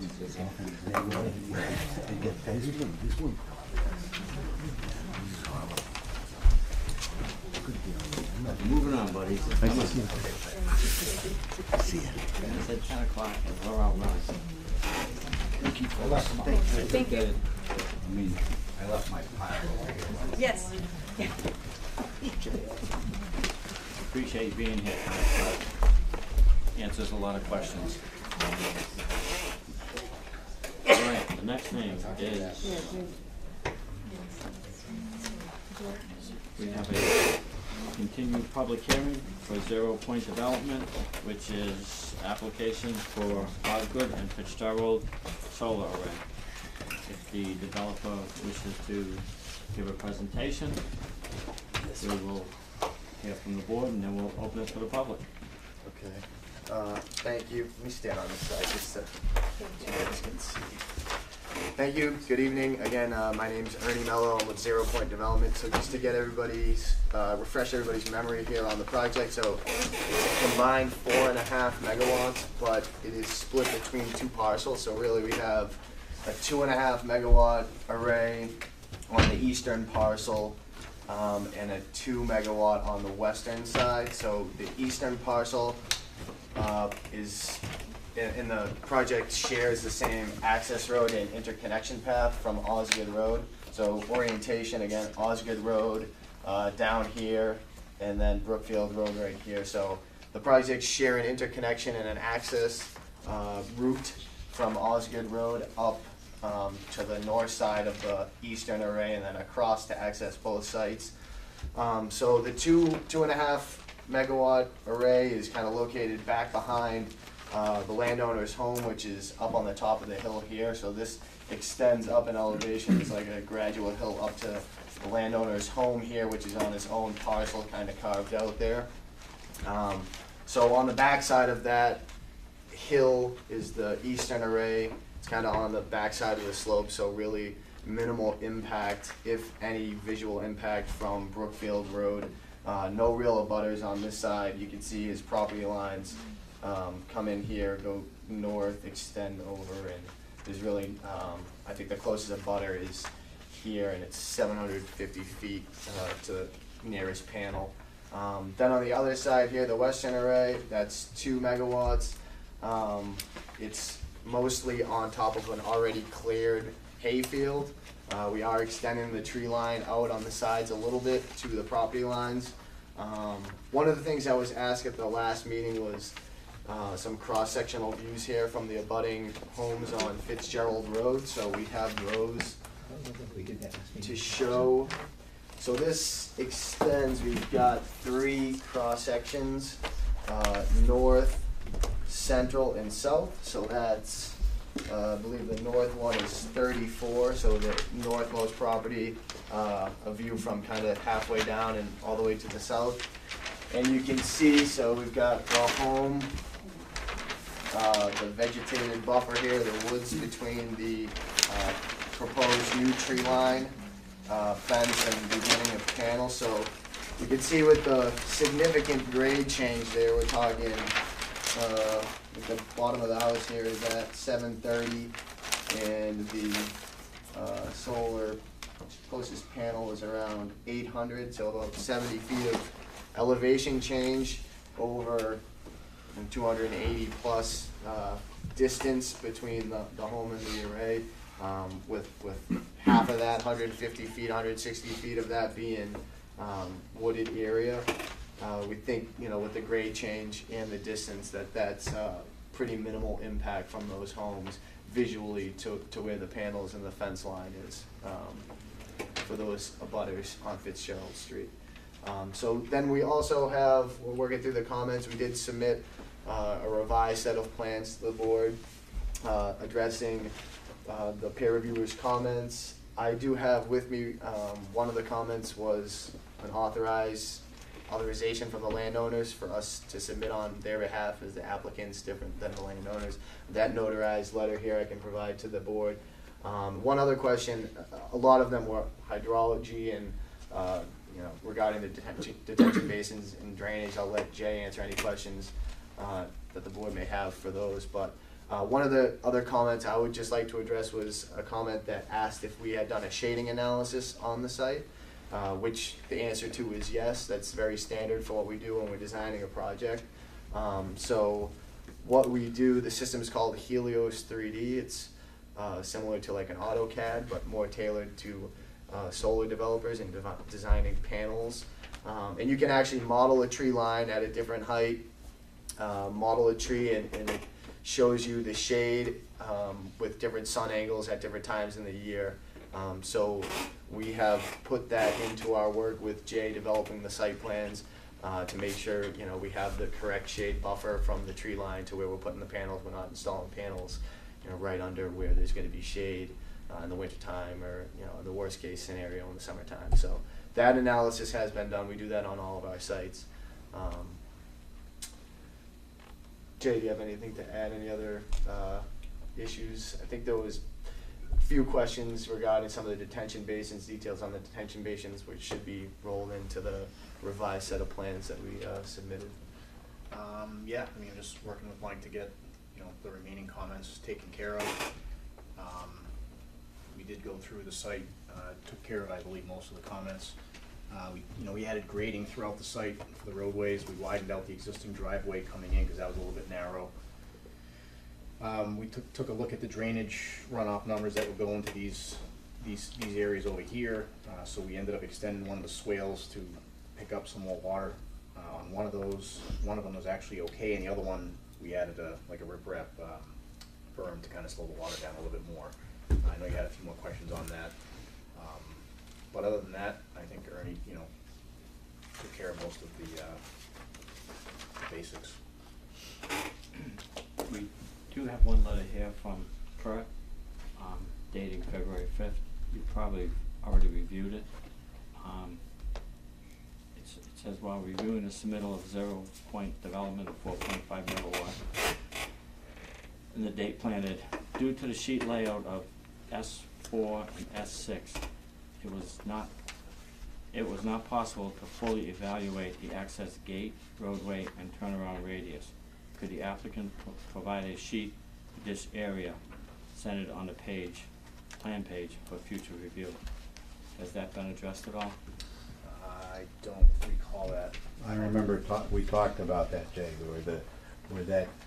so the access road that's coming across the back, Yep. and where it meets the, whatever, I'm bad with directions tonight, that fell on that area there. It fell on the split of the sheets, and it was we just. did shift them around with, Yeah. Mike had that comment as well, so we did shift them around. I didn't. Yeah, to get it all in one. Yeah. I see you have some color orthos down there. Are those yours? Yeah, there was a question from one abutter or one member of the public who asked about the impact from that particular house lot. So I printed this out just because it's a little bit more zoomed out depiction. So this is the hayfield, which again, the tree line's getting expanded a little bit, but 90% of the western array is going to be located there. And then the eastern array is in this area. So I was just kind of showing the distance from the nearest point on that property to where our panels are going to come right to the end of this. So about 750 feet of wooded buffer between that property line. So it was tough to show on the plans where she was, so I wanted to be able to show that to any abutters on that side of Osgood Road. I think the board should require this kind of for any project that comes in. I think it's going to be very helpful to your citizens that are here and to you as a board to see what it looks like in as close to Real D as we can get. I look at this stuff all the time through GIS, but I don't have the capacity to print this large stuff easily. I think even Very helpful. the previous conversations that we had, if we had something like that, that would show the houses, the wetlands. We requested them to do it, right? Yeah, we should. This was more the horizontal sight line, I Yeah. think we were getting at it though. Oh, okay. This At the 7-10 major area. request was this type Yeah. of cross Like that. section. Okay. Yeah. We started that with Turner Road. Correct. And it's been working pretty good for the That's people in what- the area. Yeah, no, that's right. I love that. Yep. As a non-engineer, this is easy to read. We did have a letter from Laura. Laura. Okay. Quite lengthy. Would you like to read it for us? Or you want just I very think I basic? just summarized what I spoke about on the last meeting. And I've called a lot of people at the state level to handle Chapter 40A, Section 3, because that does the as-of-right zoning. But what I wanted to stress, which I was very disappointed, that I believed Alan Gordon when he said, our hands are tied, it's Boston. Well, it's not. We can request huge buffers, as you see, in other towns. New Braintree is doing one right now, and Senator Goby said it may be challenged in court, but so what? That's why we have attorneys. They spend a lot of money on their attorneys, so I think we need to start protecting what we have in town, the good things in our town. We're always being so reactive. I think we need to be proactive and just protect the people. I'm dealing with, is it 2.3 megawatts that's all woods that they're clearing? I don't think the green people realize how bad it is that the siting can be anywhere because of weak, the way Chapter 40A is written, it merely suggests everything, it doesn't mandate it. So we really have to push back. The last people had Tillotson, who were very pricey attorneys. It's a company that just came in and bought that land. So you have people up in that helicopter salivating because Charlton is the low fruit. There's no rules. You can suggest things, but because you never did zoning, I think we just need to look at what other towns have done and they've been successful at least on our level. We'll fight the legislation and try to get a little bit more earth green friendly by protecting these forests that are just being leveled. So that's basically what my letter said is we aren't here to, I'm not here to sit and criticize people, but this is our town and it's just really changing. And they all like divide and conquer. How many people have been here? 4 and 5 people that have been affected because it's near their home. But sooner or later, it's going to keep going.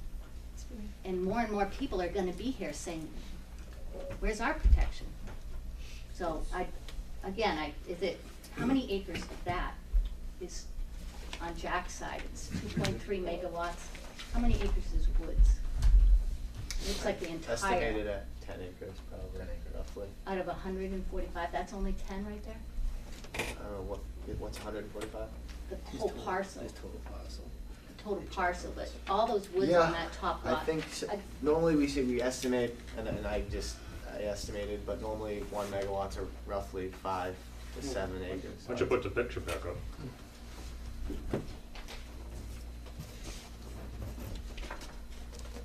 Oh, the actual GIS Google map there. So the section that's wooded is the eastern section. Yeah, so there's about this area on a parcel that extends, in that area. Jack's entire parcel. Yeah. Right. All right, so that basically, that was my. But the entire 2.5 megawatt array, you have to clear the wooded section. That's correct. It's a shame somebody like you didn't come to us earlier. Well, that's why to you open have our eyes. Alan. Right. I mean, seriously, Alan, sharp as a tack. I've dealt with him many times. But this should have been on the forefront. Yeah. And not pork chop lots. I mean. Yeah. I will say we we make an effort to try to choose sites that we believe is causing a minimal impact. There's a balance between, trying not to cut That's what down they tell you in trees school. in all. Well, you're trying to balance not cutting down trees, but then you're also trying to shade the array. So sometimes you need some trees to shade the array. So there's multiple things that go into picking a site. It has to be close to electrical infrastructure. Well, So if you listen to a WPI engineer, Linda Denald spoke to an engineer and said the Northeast, I went to WPI. well, she was Mechanical saying engineering. it's 30% effective in the Northeast. It's a green movement. But they're not looking deep enough. But if I could too, with 0 Point, I've been driving around looking at their existing, you have 9 in town already, 10? So maybe the fencing and the trees should be addressed. The arborvitaes are so small, by the time they get 10 feet tall, it's gonna be 15 years. The fencing is the weakest fence. It doesn't even have the top of the mesh to support it. And everyone I talked to said, yeah, the arborvitaes are dead. So I'd like to mandate that you look at 6-foot arborvitaes. The price difference is not very much. The success rate is better. 5 feet on center. So those are things you guys can do. So that was my letter. Okay. I'll see that, I'll give Jane another project to do. I'll make sure that she gets a copy of this out to the board members. You can have it. As far as regulation townwide, would be through zoning, through town meeting, bylaw? Actually, you know, Yeah, Yeah, I he's think here. so, He's here. but- He's here. No. he's done a very comprehensive review of solar energy zoning. Yeah. That has gone to the selectmen. I know they've had some concerns based on citizen comments. Yep. So he laid out a number of strategies the town could take for modifying its solar zoning bylaw. Yeah, is what the packet, was that, what the, I count 50 something? Yeah. Of solar in No, town? 25. All right, And- anyway, I just counted numbers, but, all right. And I've done a little research too. It won't even require town bylaws for us to require larger setbacks, bigger trees. We can, as a planning board, you can specify larger setbacks for some of these large megawatt buildings. Plus different trees, you can require spruce, you know, but they're maximizing their potential. Right. But they're not really maximizing the aesthetics for the community. They're looking for what they can get the most money out of without causing problems. Well, So these are. we need to balance those two, right? Right, well, these are by right uses. Sure, So, sure. as long as they comply with the Sure. requirements, Yeah. so if you wanna change the requirements. The setbacks are set to a specific minimum, or is right We don't now have any it's 25, specific- that's just. We don't really have any Yeah, specific okay. setbacks for Okay. solar projects. Okay. Okay, one thing I just wanted to bring up, just sort of play both sides. The abutters are always concerned about everything, and you're concerned about your property and everything, but the landowner also has the right to do what they wanna do within reason, their property. It's a two-way, it's a give and take thing. It's just not always about the abutter, and it's just not always about the landowner. But the landowner does have he has a choice of what he wants to do with his land. And you have to sort of keep that in balance too. Just wanted to throw it out there. Yeah. All right, so let's get back to this subject and then we'll continue the public hearing. Any other Mike, anything they've gotta catch up on before the next? Yeah. public No, hearing? just, well, briefly, they submitted revised plans last Thursday, I think, and we Okay. just completed our review today, so you probably Yep. haven't had a chance to look at the letter yet, but, so I can touch on a couple items if you like, maybe kind of mention them, or we can breeze past that if you want. Again, they did a pretty thorough job in addressing most of our comments. There's some drainage issues, particularly on the west side, I think still need to be looked at. I think if your comments were made just the last day or two, they have a copy of it. Yep. Let them review it, and then we'll just pick it up at the next. Sure. I would just point out too, and Kurt's still here, at the last solar project, we were talking about the width of the access driveway, and theirs is 15 feet as well. And they have some sections that are at 15% as well. I thought I heard you say, correct me if I'm wrong, that we're maybe looking at requiring 18 feet.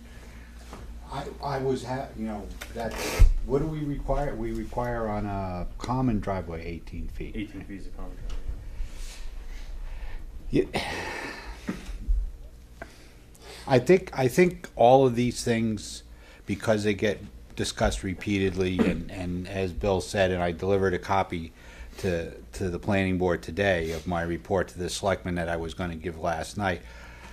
I tried to look at all the pros and cons of solar, where we are, what we're getting from them, what impacts they have to the community, and I'm hearing the citizens say that we need to look at the regulation.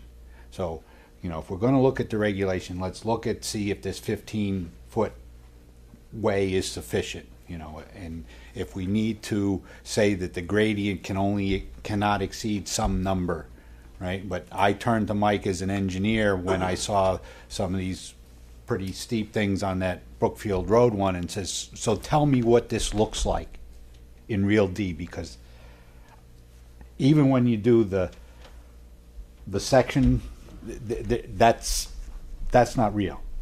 Yeah, it's real to an engineer, but it's not real to me, right? Because of the way it gets compressed. So that's what I look for is tell this one over here, what's the percentage of that one, Mike? Oh, well, that one's only 10. Okay, got it. I know what 10 is. All right, so we've heard from the public. I'd like to Sure. point out a couple of things, and there's some other folks that want to speak as well. Could you just state your name and address, please? Did you want to finish? Right. My name is Ruth Carey. We're on Fitzgerald. We're in an unimproved lot. There are homes to the north of us and then homes to the south of us. So my concern is, I want to clarify, first of all, about the buffer zone, which I think is so small. I think last time I mentioned that I imagine that, you know, the distance in this room right here is probably, I don't know, 25 feet. So are they talking about 25 feet from the furthest end of my property and then 25 feet there before the panels can then go in? Because 25 feet is nothing. I definitely am concerned about that, and I would love to see that it's extended, you know, 4 times, at least, you know, 4 times that much. Some of the concerns I think were addressed in other areas tonight about removal of the panels, you know, once they've finished their lease or whatever, so I'm not going to address that. I'm very concerned with the drainage. We have a basin to the northwestern part of our parcel, and I'm not quite sure what these panels rest on. Is there a footing or something? What do they rest on? Engineer would have to answer that question.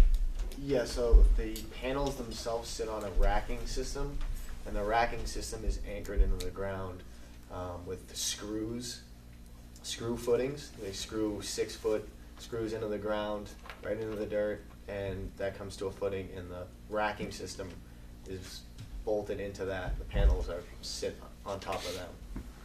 So if the drainage is not good in this area, I know there's some water on our property, you know, what is the drainage like, you know, in the back where these panels are going to be?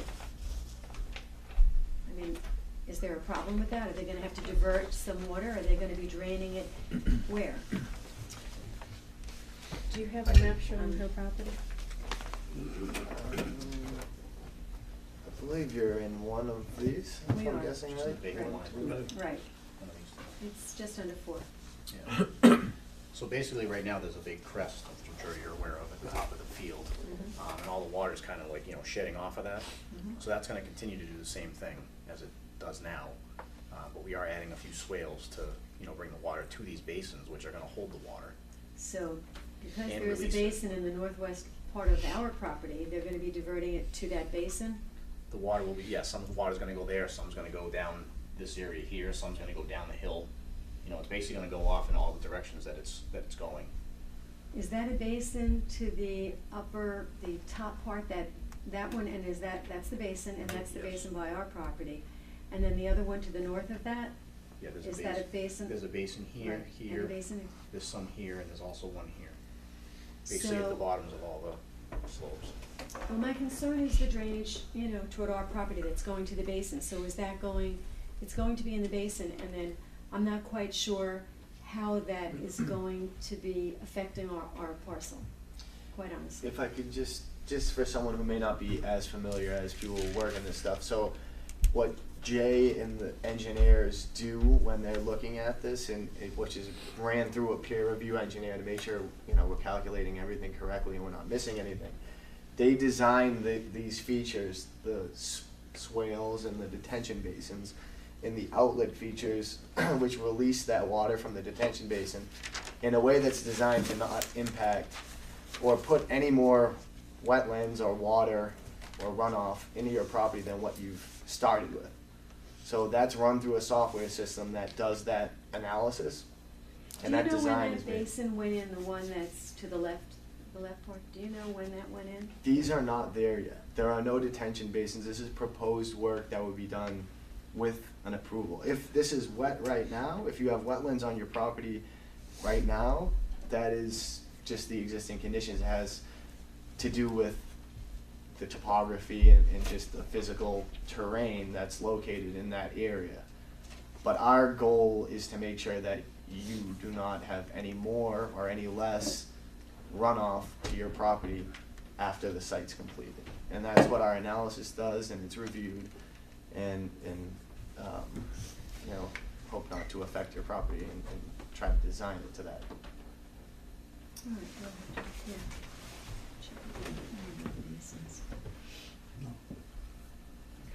Yes, in the back. So Paul Degnan, 106 Osgood. So just a couple of other questions. So if you're creating the detention ponds, are you generating an outfall at that point? And do you have to file for a permit for release of water from the site? Jay, do you want There, to? there are outfalls, but there's no permit required, other than to meet the standards of the, you know, stormwater. You're releasing stormwater from the property.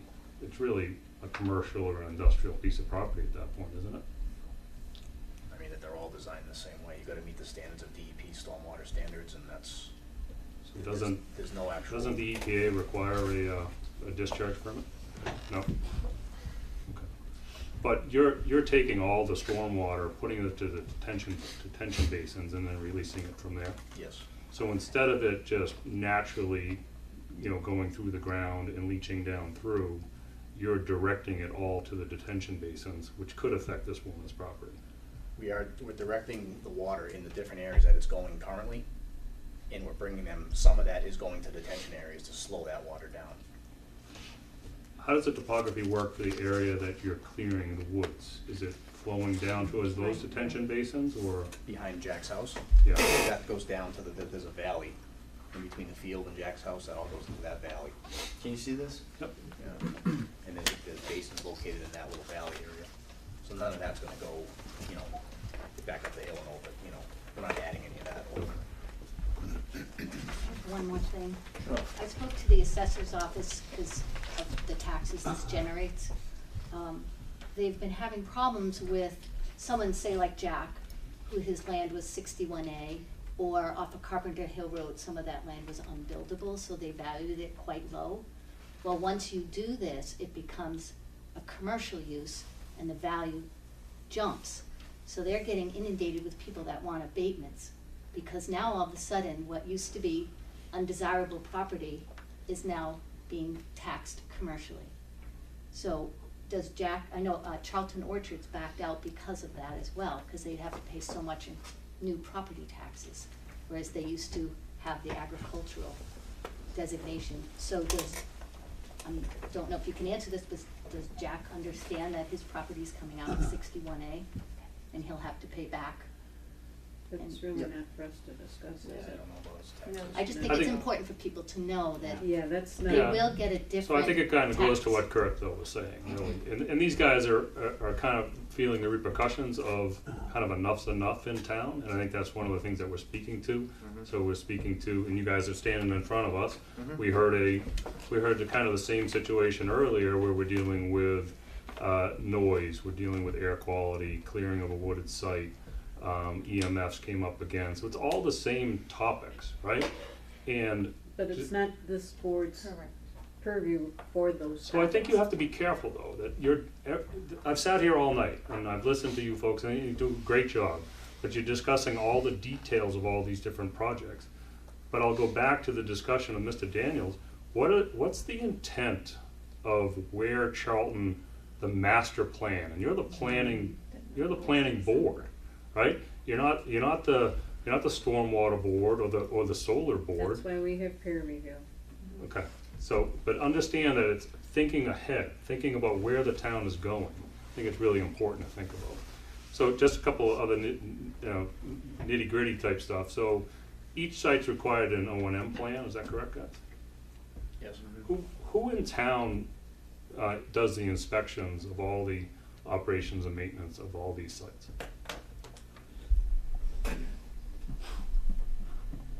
You mean once it's up and operating? Yeah.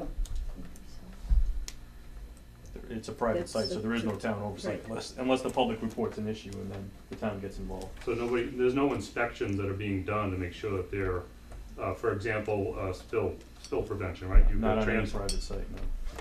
So private sites have, you have fluid in your transformers, right? You have to have a spill response plan. So nobody goes in to inspect those things? Not on a routine basis unless there's a spill that's reported to the town or there's an issue that the butter says, hey, they're not mowing when they should be. That's when the town gets involved in private properties. Good. All right, any other questions from the board? No. Okay, and knowing that, Graves just gave them their report, review, gonna give them time to address his issues. Kurt has some issues with the grades and the entrances. Those will be addressed over the next couple of weeks.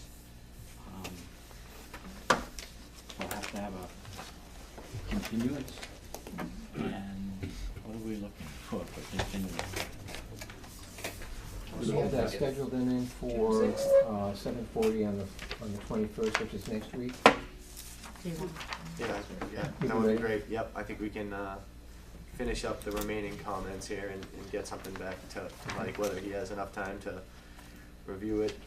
You know, we'll just see what happens. So we're looking for when? Next week, the 21st of March. I'd like to make a motion, we continue the public hearing to March 21st. Second. All those in favor? Aye. Aye. Thank you.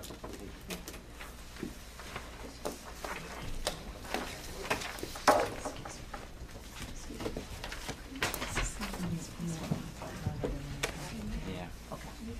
Yeah, I don't know. Keep it turns. Yeah. Just, yeah. Okay. All right, 9:01.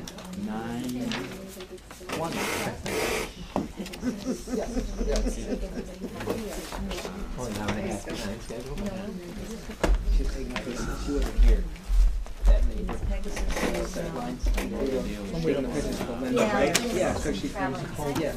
I still can't visualize imagine an increase in this heat. Probably just put these away, run out of here. You're young, you're Because I'm gonna confident that we're not killing anybody. I have nothing Well, no. That's everybody's entitled to their. No room, no I think somebody's Gary Jackson wants to add 50. That's good. I know. Love waste here. Okay, can we have everybody move out? We do have another hearing, please. Excuse me. We'd like to continue our meeting. You want to take it out in the hallway? Jason, you wanna, You can go out, you can talk to them just out in the hallway. The next hearing now. We can't win, can we? This is the two letters from landowners Oh, we just tried to calling us to expedite submit that. on their behalf. We should put that with the rest Sure, of the yeah, paper. okay, good, thanks.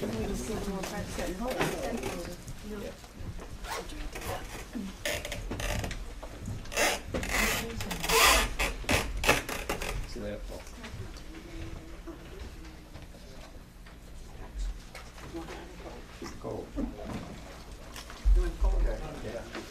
it is on the right track. That's something that goes in the license.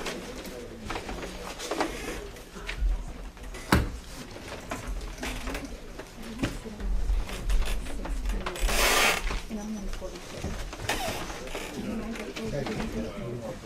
Yeah, I know. All right. I missed 2 meetings, and I had still 80. Come in every Wednesday. All right, ready, Jason? Yes. All right, being 9:25. Yep.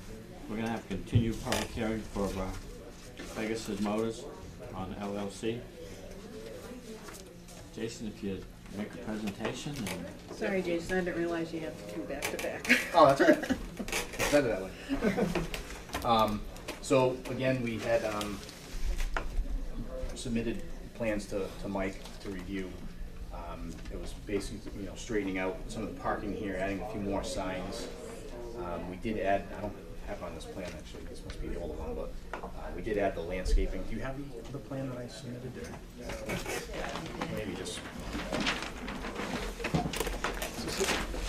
the butters here. Did Mark send us this one? Yeah.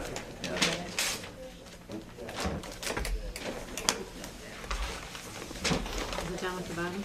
No, right, yeah. Oh. So cold. Oh, that's the solar. That's the solar. Oh, that's the solar one. Okay. It's just 2 sheets, so. Last Yeah. Yeah. I want to maybe flip to the second page there instead of the post.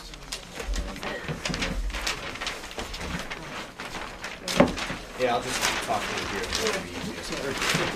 Just to help you not pull it from you. No, you did good.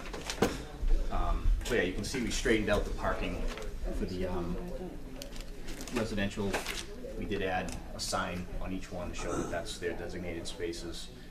We added some landscaping along the front here, called out, you know, what those are to be used as. I suppose they could probably change that around a little bit if it's not depending on what they can get that's available. I don't believe there was a whole lot more to revise. We did add a waiver request on the plan to keep the entrance the way that it is now. I added a couple more spot grades for the handicap space. Did Ken stop by? Yes, Monday with the notarized letter. He said he was coming. Yes, He did. Yep, Okay. yep. So that was one of the outstanding comments as well. Did you get that email? Who's the notarized letter for? Just giving the applicant the act on the owner's behalf. The applicant. So the applicant and the owner are two different people in this. Yes.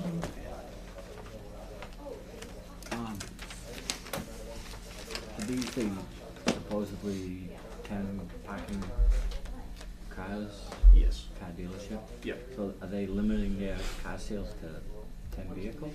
I think he's got 10 and then he's got 2 display, so 12 vehicles. So the most we'll see on that property is 12? Yes. Yep. Still resemble the one closer to Helgerson, across the street from Helgerson's. He's got quite a bit more, I think, but yeah. Gary Jackson. Gary- big yes, guy, exactly, yeah. thank you. Is it 50? No. 11? Yeah. So that's close. He's not requesting. He used to have a couple. So I know there was a couple still, minor things to take care of. I mean, Where'd I they hope end up to- putting the mailboxes on that property? What's that? The mailboxes? Where'd they end up going? Oh, I never showed those on there. Only because I keep forgetting on those because I don't even know where they are. I think I just ended a bunch of 5-gallon drums like right here or something. I mean, is that something I should check with the post office? And I mean, I don't know if they must pull in, right? Correct. Yeah. Yeah. Is this the same owner? Yes. Yes, Is it's this one okay. lot. Okay. Can they require one of those big mailbox Yes. units that? Yes. That's basically, you gotta get permission from the post office. Yeah. To do Is that it. the And I think that they To do. typically say where they want it to. Yes. don't Oh, Yeah. yes. Yes, So, because they is that don't want the something we guy could just getting out of the condition? car. It's more sightly than Yeah. having. Right, because the guy has to be able to drive in with the vehicle Yep. to address the mailboxes and then drive back out. So I think it's really important that that shows on the plan. I know currently this is all open, and it's kind of haphazard parking up here too. I drove by the other day and saw that. Yeah, I've seen where the tenants, you know, I mean. They won't be able to do that most of anymore. the front doors are here, you know, to make the tenants park here, which means you're not gonna have to do this long walk. Well, I think they typically, I mean, every time I drive by, there's always vehicles parked in this area. That's where they park now. Because there's a stone wall here, so I mean, they're not driving in the front yard. And once these cars are here, they won't be able to Unless get they're through crossing this. past, but no, they are definitely parking out over there, because I saw Really? some trucks out there the other Yeah. day. Oh, yeah. They may be just going right up over the curb, which, you know, Yeah, I don't know. I don't know how you're gonna stop that, but. Low curbs. Are they gonna use that existing building as their office? Office? Yes. Okay. There are some issues with that building. Yeah, he's gonna have to. deal with Like there right now, the plumbing in there is gone. Doesn't exist. Well, yeah, they're gonna have to apply, you know. Now, does that come under us or not? No. Okay. Doesn't come under us, but when he goes to occupy that as a car dealership, he needs to have a building for his employees, and there shall be a bathroom in there. Because if it's just one employee, there will be a bathroom in there. Inside, not out. Inside. And ain't gonna be a slim suicide. No porta potties. During construction, yes, otherwise not. Jason, how about lighting? I think that issue is still not resolved Yeah, the yet. lighting, I mean, again, they're not looking to change anything as far as lighting goes. You know, I showed there's a couple of spotlights. Show what's there now? Yeah, right in the front of the building. Which building? The office building, like up on the roof, kind of in the corners. He's got, it's on like on a wooden post, and he's got like just the halogen spotlights just, you know, threaded in. Where do they shine to? Do they shine just up or anywhere? Or they No, focus? they shine kind of, you know, down towards the. This one in the back kind of comes out on an angle. This one. Yeah, you would want the lot illuminated a little bit, right, at night? Yeah, I mean it's a pretty light area right in the intersection there, Route 20. Yeah. I mean, how much lighting is there now? Can you reduce, if there's a lot, can it be reduced a little bit? There's basically 4, you know, floodlight bulbs there, 2 going off towards the back. So those are like 150 watt bulbs? Yeah, there's 2 kind of shooting off towards the back and 2 kind of shooting off down this direction. And they're in use now? Yeah, they've been on the building for a long time. But are they? I don't know that they're actually turned on, but Okay. I mean, the bulbs are still threaded in, so. Yeah, I don't know what the board thinks. Is that too much light, or is? Well, I don't know if they're not in service now, if they're not working now, and they become activated and working, what's it gonna do to the tenants that are living there? That's Right. You know, if it's something that they're used to, okay, fine, but if they're not illuminated now, and all of a sudden. But on the flip side, I know like and I realize it's no comparison, but like your Herb Chambers, they light up like Christmas trees all Right. night long for security purposes. So Exactly. there's got to be a happy balance because there are people living right there to lights that can stay on for security purposes. Well, can you put a timer on it so that they would reduce in wattage, say after 9 or 9 at night or something like that? Wouldn't it help them with their security though? I think it's a fairly light area. It's not it's not a real dark area. Well, at night it is. Well, I mean, it's dark, but I mean, it's But I right think on you wanna the 20. try to It's not minimize lighting impact. And there's lights, you know, in the street. I believe there's a street light right there because J&E's is right there too. Yeah. Would it be possible to put a timer on there, or Yeah, they could. at least a motion I mean- sensor or something? Yeah, I mean, again, I guess shutting them off. Mike, you gotta, Yeah, I had an open comment on this too, because I have no idea what the lights are. The plan doesn't say how high they are, what they are. It sounds like they're not LED, so they probably would, I would think people would wanna put LED fixtures in there just for Right. cost savings. And when you're doing that, you can put house side shields to direct the light where you want it. You can put bi-level timers on it, like car dealerships have. They dim to 50%, 30%, whatever you like at night after business hours are closed for security purposes. That's easy to do. So, you know, just on the plane now, I have no idea if the lights are offensive, if they point out towards Route 20 and the driver's eyes faces or towards the house. Yeah. So, Electricity in the building. I would think it could be, That's- it could be possibly a condition to say, you know, LED fixtures with side shields or something to that effect with timers, and you could condition it that way. So I guess one of your homework projects is to figure out what existing light is there, how it addresses it, and how can we address it on the finished product. If there's even electricity in the building. If there's even electricity. And then the other question that's still gonna be addressed is the mailbox situation. Is there anything on that drawing for signage, for advertising? Yeah, there's a sign, business sign. Business It's right- sign. It's right there. Okay. That'll meet the requirements for setback and stuff? Yes. is that a conforming sign today or a non-conforming sign, do you know? Right now, I don't believe there is a sign. Oh, there's no, so I we'll think it's have to already, conform. I think there's wiring and stuff there for a lighted sign or something, but, There used to be a sign. I don't. yeah, remember it's- it. the owner said that there's a Isn't it made out of spot. Yeah. What's that? It's made out of screw pipe. Yeah. Oh. You know, like black iron, maybe 3/4 pipe, 1/8 pipe, up, over, and down. That's what was there. And the surface of the lot, are you changing the surface at all, grading it in any way, or? Just grading the area to, make the handicap accessibility work. Okay, so the actual parked area for the used cars will remain dirt? Yes. Yeah, paving the handicap parking Okay. spot. Oh, nice. Okay. So the only paving gets done is for the handicap The accessibility. handicap space and aisle. Do we have anything that says it has to be paved? The parking lot, or? Yeah, the parking No. lot of where the cars are, if anything should leak out, it's gonna leak out, okay. Because there's gonna be more traffic going in and out, does it already meet the requirements for paving of the first 20 feet? It has a paved apron already, that's being maintained. I mean, it's already a paved. The curb gut's already paved to a point. Yeah. I'm I know not like sure when how you far build it a goes new in. house, you gotta do the first 20 feet by 18 feet wide. I just wanna make sure that this is gonna meet today's standards with more traffic going in and out. Mm-hmm. Well, you're still asking for a waiver of the width. driveway width? To shrink to- it, yeah. To leave it as it is? Yes. How wide is it now? 43 feet. 33? 43. 43. What's the standard requirement? 30, no more than 30. Is that subject to state highway permits? Or is it on a town road? This is on state highway.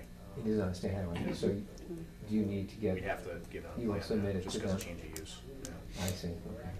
We're not proposing any changes, but just because of change of use, we need to submit a Have you plan. talked to them at all No. at District Three? So I don't know how, what they're gonna That's another say homework. about the. Another homework project. I mean, I don't see, we're not changing anything, so I don't think they're gonna have any issues. So we need a letter from the district. Mailbox. Isn't the mail, again, the mailbox is gonna be determined by the post office, so I'm not really gonna have any say on that, where that goes. They gotta be able to get in and deliver mail. Should be a mailbox somewhere on the Right, property. but I think the post office determines. They don't have to have a mailbox on it, probably have a P.O. box. Okay. So those couple items, you don't think we can't close, just condition that light in The DOT issue, it's often projects are approved without DOT approval here. If they have to come back because of a change the DOT required, like health-wise, for example, they may Yeah. make them shrink the curb down to 20. If they have to come back for revision, then that's what they have to do, but that's a common. But we can approve without that. You can prove it as it is. If they have to come back because of a DOT change, then they have to So come be back. it, right. We have in the That's, past. that's common. Now, Jay, where are the mailboxes right now? right at the entrance. Just as you drive in, immediately on the right-hand side in 5-gallon pails. Do they hinder entry and exit? Not at the present They're not moment. gonna be able to go there because that's where the cars are. Yeah. The display cars are parked there now, so they'll have to move them someplace. They might, I know on a lot of, rental properties, they have them just screwed right on the Yes. building, right outside the door. I mean, that's maybe what he's gonna do. I think you ought to run that by the post office first. Ask them what they think. And get into things that you don't have any say over, just ignore them all. Okay. Really? No. That's, Yeah. Okay. If the post office stops delivering mail, it's their fault. There's no receptacle there, there's Just no don't receptacle us there. send them. When his tenants start hovering.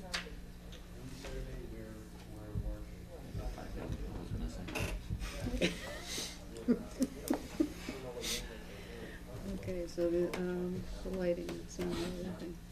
So Melody, can we make that a condition? Yeah. I was just gonna say, can we Yeah. approve on condition Yeah. of A lighting plan. as opposed to continuing again? And to make sure the building is habitable, thank you.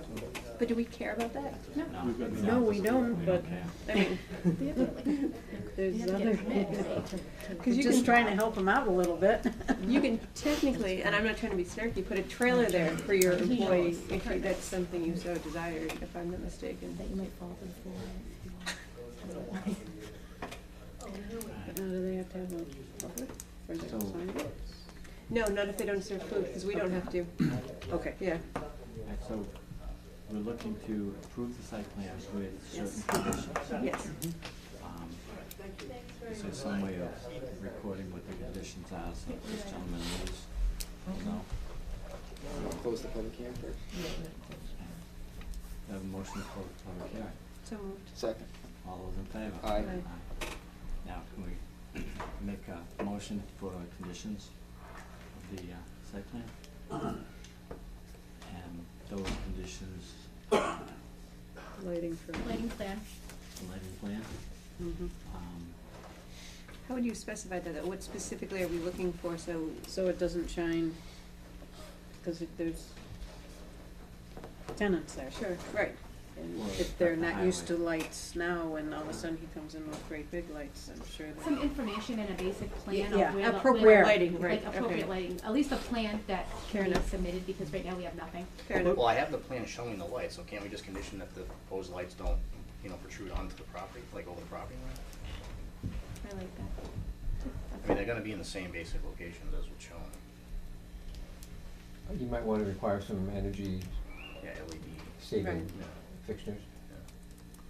Okay. And how about the timer idea? Yeah. the demo- Mike mentioned that, giving a light Yeah. at night. With the option of a motion light, because for security purposes, I like the idea of the motion light, because that way if someone does try to sneak onto the lot, now we are reducing the light at night, which is great for the tenants, but now if someone's trying to steal the car, Mhm. if someone's trying to walk there, it would be Mhm. helpful if there was a motion light that pinked it up. Now granted, a tenant might be trying to sneak, a 16-year-old tenant might be trying to sneak in a window, probably not gonna help, but we at least can mitigate the I thief think of a those car. dimmable ones dim, but then I think they're motion too, right? They- Those they don't- can be, right, yeah, 'cause I exactly. have They them. can be, Yeah. Okay. Gentlemen with a motion, some people. It's limited to 12 parking, 12 vehicles. 12 vehicles. And you're okay with the waiver for the driveway width? Yes. Mhm. Is it 12 vehicles or 12 parking spaces? It's 12 Vehicles. car sales spaces, and then there's Okay. also Then customer additional Customer Customer parking and parking. stuff, handicap parking. And then any other requirements that aren't. I believe Mike's report is pretty much cut and dry, right? The landscaping, Mike, is that appropriate for the site? Yeah, it's in the gravel parking lot right now, so it probably needs a mulched area around it. And a little bit more detail on the trees, how many. Do we want like a planting bed to? That's what I'm saying, To yeah. establish, okay. I did have a planting list on that bottom left side too. Right, but you don't say how many trees are on that one, the trees, the cherry trees. Oh, It just says how many shrubs.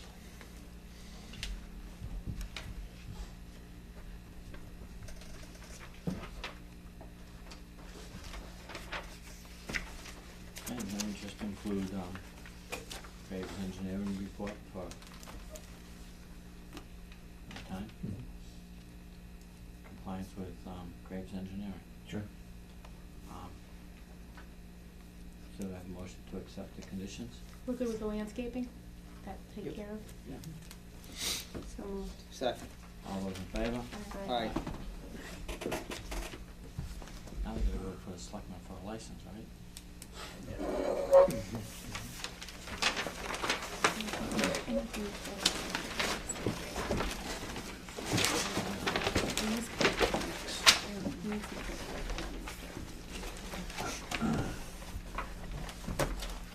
All right, we got 15 minutes, and I'm out of here.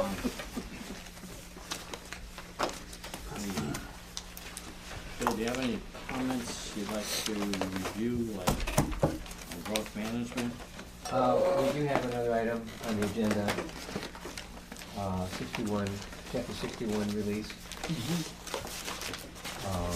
So what happened is, the project for the solar energy field was actually in chapter, it was on the 61A chapter, and it wasn't picked up at the time. We needed to pull that land out of the chapter classification and pay the back taxes on the property. And it was not done at the time, and so Debbie Ceccarini has a concern about sort of the process for how that, was not brought to her attention. Town council has looked at this question as well and has decided that really nothing that could be done about that particular situation now, except to require, you know, to pay the back taxes, and to try to take steps to prevent that from happening again. So, Jane and I have looked at the application form and have inserted a new line to ask the applicant to indicate whether the property is in chapter. And town council is suggesting that the planning board adopt either a regulation or policy that would say that the board would not approve any plan that requires, you know, removal of land under chapter until that's been, you know, carried forward. As you probably know, any land in chapter, when it comes out of chapter, the town has the right of first refusal. So, I mean, it's too late now, I think, to ask to buy that 9-acre site with the solar farm on it. But anything else that would come before the board should at least have, you know, should be going through that process so the planning board is aware of it and the assessors can calculate the amount of back taxes and get that taken care of. On this particular property, do we know how much back taxes are owed? I haven't seen a number, no. Okay. As part of the consideration for the policy or regulation, could it be only because of the purpose of, we have these solar companies, like, I just think you take the Apple Orchard for instance, they have an approved solar field, right? Yet, and they've yet to build it. So now, if they're out of the chapter. Well, it's a change of use which triggers that. Yeah, but it's review. not change of use until they build it, right? Or pull a building permit on it, correct? Probably, right. Yeah, but so they need- that would probably trigger it. But the building permit stage is kind of too late because that would prevent the town from taking action if it wanted to perhaps buy the property. But by process, you can't go build a solar farm without a building permit. Correct, right. So it's part of, I guess it's part of the checks and balances. Yeah, I think it should be done prior to the planning board approving the project, is that you have indication that it's going through that process. I guess my point is to protect the property owner from these solar companies that, whether they get it permitted and try and sell it or peddle it, and it never happens, so they don't get what they're looking for as part of the peddling. Then you got the property owner here sitting who took their land out of Right. chapter, then they're paying regular Right. tax on it. Yeah, they can always go back in, it's an annual Okay, application all right. process. All right, I just didn't want to see the property owner get, I would say, take advantage of Right, to a yeah. degree. Can it be So a just- condition on approvals? Or, In what way? like when as we approve them, can it be a condition before we, like, on? Yeah, it could be, sure. That no. To remind them? Yeah. Well, is it the equivalent of paying your excise tax before you can renew your license? I mean, is that kind Yeah. of, one must do one before you do the other? Are you talking about just taking it out of the 61A to pay the regular taxes and then going forward? I just want to make sure I fully understand. Well, there's, when you pull it out of the chapter, there's back taxes that you have to pay. Right. I think it's a 5-year rollback. I can say that in this case, they might not have known. But I don't trust Well, I think the Gunter property, you know, Mr. Gunter was on the planning board for many years, so he would have been aware of the. Well, I can tell you because this is my family's property. Okay. And the person that manages it is sitting in California. He co-manages it with someone in Alaska and Oh, I Texas. see, okay. So, I just don't know that all this, I'm not defending them because they could just purposely be doing this as well. Mhm. But it's possible that the communication level has been dropped at some point. Mhm. I will bring this to their attention. Mhm. But in cases where it's like a corporation, which is what this is, Mhm. where it's not, one is not the same as the other, Mhm. I agree. I think there should be a point, and I'll recuse myself just because I'm personally involved in this particular case. Mhm. But I do think that they should be made aware of the fact that this is happening before getting permitting. Right. I would agree. So can I chime in here as Yes. an idea? I think that having it on the application of the planning board, that gives them notice, okay? I hear what Ross is saying, sorry. That's fine, yeah. Ross is saying, well, okay, so to get through the planning board process, if I have to pull this out and pay back taxes, and the project doesn't come to fruition for years, okay? They're Right. stuck in this limbo, Yes. okay? I can't catch everything. Yeah. Right. So through the planning board approval process, they're noticed. You have a notice to proceed, that you issue, okay? So maybe at the point of notice to proceed, this issue has to be handled. I like that better. It makes perfect sense. It does. Because, you know, there's lots of projects that we've seen that we keep extending. Yes. And have never gotten a notice to proceed, we're extending it, we're extending it, we're extending it. So they're warned, they won't get the notice to proceed until it's satisfied, that's showing that they're gonna do something. Who issues the notice to proceed? You do. Right, Okay. the planner does. I could ask Debbie too, if she has any suggestions for how to, Absolutely. you know, Sure. prevent that. See if that works. and Right. She sees Yeah. that there's a flaw in it. Mhm. We're gonna come back on, we're Okay. kinda in the same pivotal at the Downton by not Okay. being able to collect. So I can try to come back with some written Oh, yeah, absolutely. procedure, Some ideas or perhaps, whatever. that Yeah. we could follow in the future.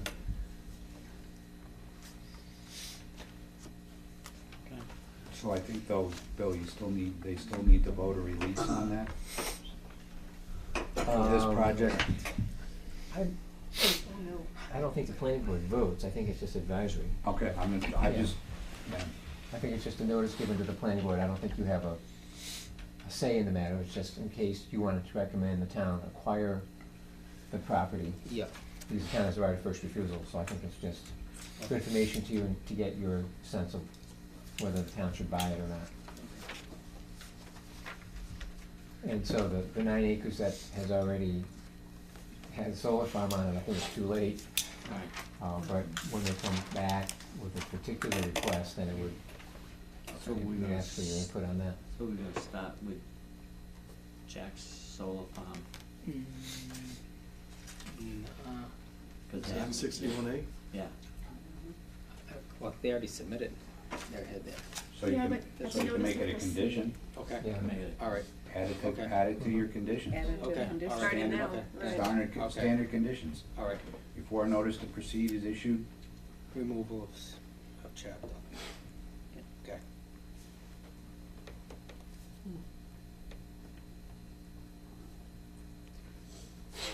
Okay. Okay, perfect. I do have something else. The owners of 508 International Yep. have submitted a petition article. They've gotten the required signatures for a zoning change. Yep. They are asking to rezone their land from agricultural to community business, about 210 acres. So they followed the proper procedures to initiate that article. It's been submitted to the selectmen. So therefore, we'll come back to the planning board for the public hearing. So I'd like to set a date for the hearing. I'm suggesting April 18th. The town meeting is May 18th, I think, so that gives you a month to have the hearing and form your opinion on that request, which, as you know, you have to make a recommendation to town meeting, so that should give you enough time. You can't really tweak the article, I don't think. It's been submitted in this manner, so you don't have the ability to say, well, let's do 150 acres or something less than what they're asking for.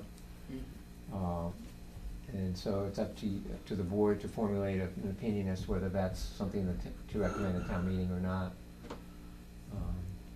I've asked Matt Franz, the GIS coordinator, if he would prepare a map showing this at the applicant's expense. So it would be something the public would have a chance to see. They just referenced assessor's map parcels, so it's a little difficult to know, what that actually means. So I think a good map would be helpful to move forward. And they, of course, would be responsible for all the costs of the advertisement and the notices that are required. Can I ask a question on that? Go ahead, I'm sorry, Peter. Is there a time frame? I mean, from the April 18th for the May meeting? Can we hold the public hearings in that time frame? Right. So that we get it there, and then also gonna be posted, right? Oh, yeah, what comes first here? They have a thing for town meeting to rezone it. Right. It's already submitted, It's been submitted to the It's an selectmen. so now all we have to do now is It's your understand job. it, read it, and then say, do we wanna recommend It's it or your not? job to have the public hearing, right. We So have it's a public hearing prior to the town meeting. Town meeting? Mm-hmm. I'm suggesting April 18th, Okay, which would be about a month before town meeting. and all this So is gonna the way- happen in one hearing? Well, you'd have, is that the second meeting in April? So you have the first, No, not past 10 o'clock. you have one or two meetings in May to continue the hearing, And then we're at what's town meeting, May 18th? May 18th. That's, So the deal is that if you don't have a recommendation, town meeting has to wait 21 days from the close of the hearing, I think it is. So town meeting would not be able to act on the article if you didn't have a recommendation, which could be positive or negative. I mean, it's up to you to decide. If there's less than 21 days from the close of the hearing. from the close of the hearing to the town meeting. Right. Because you need that 21 days 21 for days. people to. Right. But if you have a recommendation, that time period doesn't apply. Question, one of the abutters contacted me and said that they went to, this organization went to Boston this week and they've already submitted whatever they needed to submit. What is the pros, I can imagine the cons, but what, good, bad as to why we would want to do this? Well, I think from their perspective, either they're subject to your site plan approval for their proposed uses in the agricultural district. Right. That doesn't apply in the commercial community business district, which their use is a by right use without site plan approval. So, But so that's that's not why a- I'm thinking they're doing this, but I don't know for So sure. we would just really look at the abutting areas, the area in general, and see how it fits in with the master plan. Does that make sense? So Well, it's- they're zoning it for community business, which has a whole range of uses permitted. Right, and the So way I you- read community business, that range of what they're Right. planning to do does not fit in there. So that's your, I mean, part of if your duty is to look at this. We would love your opinion. I want to suggest to you that you're straying into a discussion that should be held in public, in the public hearing. Well, we Just- sort of need to discuss it so we know what we're gonna do too. Well, but knowing the legal process. Yeah. I'm telling you that you're just trying to set a hearing date. That's all we're doing. All right. Thank Right. you. Okay. Set Came the through the hearing second date. time, thank you. And Would you recommend a larger venue like we did when? I would think so. Yeah. Yeah, that's what I'm, yeah. Downstairs or across the street? Across the street is a nice size hall if it's available. Okay. It's not, downstairs can get, if Yes. it gets to 100, even though it fits, it's tight and stuffy. Yeah. You know, the school is way too big Yeah. for 100. Over there is a nice, That will be our venue. So April 18th. So we're looking at April 18th. Now, there it goes, we're back to that question, do we have enough time? We're just talking to see whether we're going to support or not support. Well, We're you talking about- require 2 weeks' notice before the date of the hearing, so we can't do it on the first meeting in April, there's not enough time. So that'll work You mean May? no. No, in No, April. public hearing wise, not town meeting. Need 2 weeks. April 4th, there's not enough time Oh, for the for hearing public. for April 4th, so the quickest you could do it would be April 18th unless you had another meeting. Unless you want to add another Then we would meeting. have to make our decision We're and at, go with it. we're at the 14th now, so we need 2 weeks, it has to be has to be advertised. Right. What's on the agenda for the 18th now? Well, Is there- it's up, I'm suggesting, it hasn't been decided yet, but that's what Okay. I'm suggesting. We should probably keep it light if we're gonna add them to it. Absolutely. 'Cause the Yeah. public I hearing was just making is sure there was gonna go nothing on it yet. Yeah. I wasn't sure if Right. there's anything scheduled. I know we pushed some things off tonight. I just want to make sure Right. that that's still wide Yeah. open. We had Otis, Scheduled 10 minutes? Yeah. Otis is on Right. the 18th. Yeah, but one. And Rain for Rent was the 18th too, wasn't it? Did that? No, their first one in The, April. the, the Yeah, 4th? it's Okay. They're fourth. Rain for Rent was the 4th, Okay. Yep. and Otis was the 18th. Yep.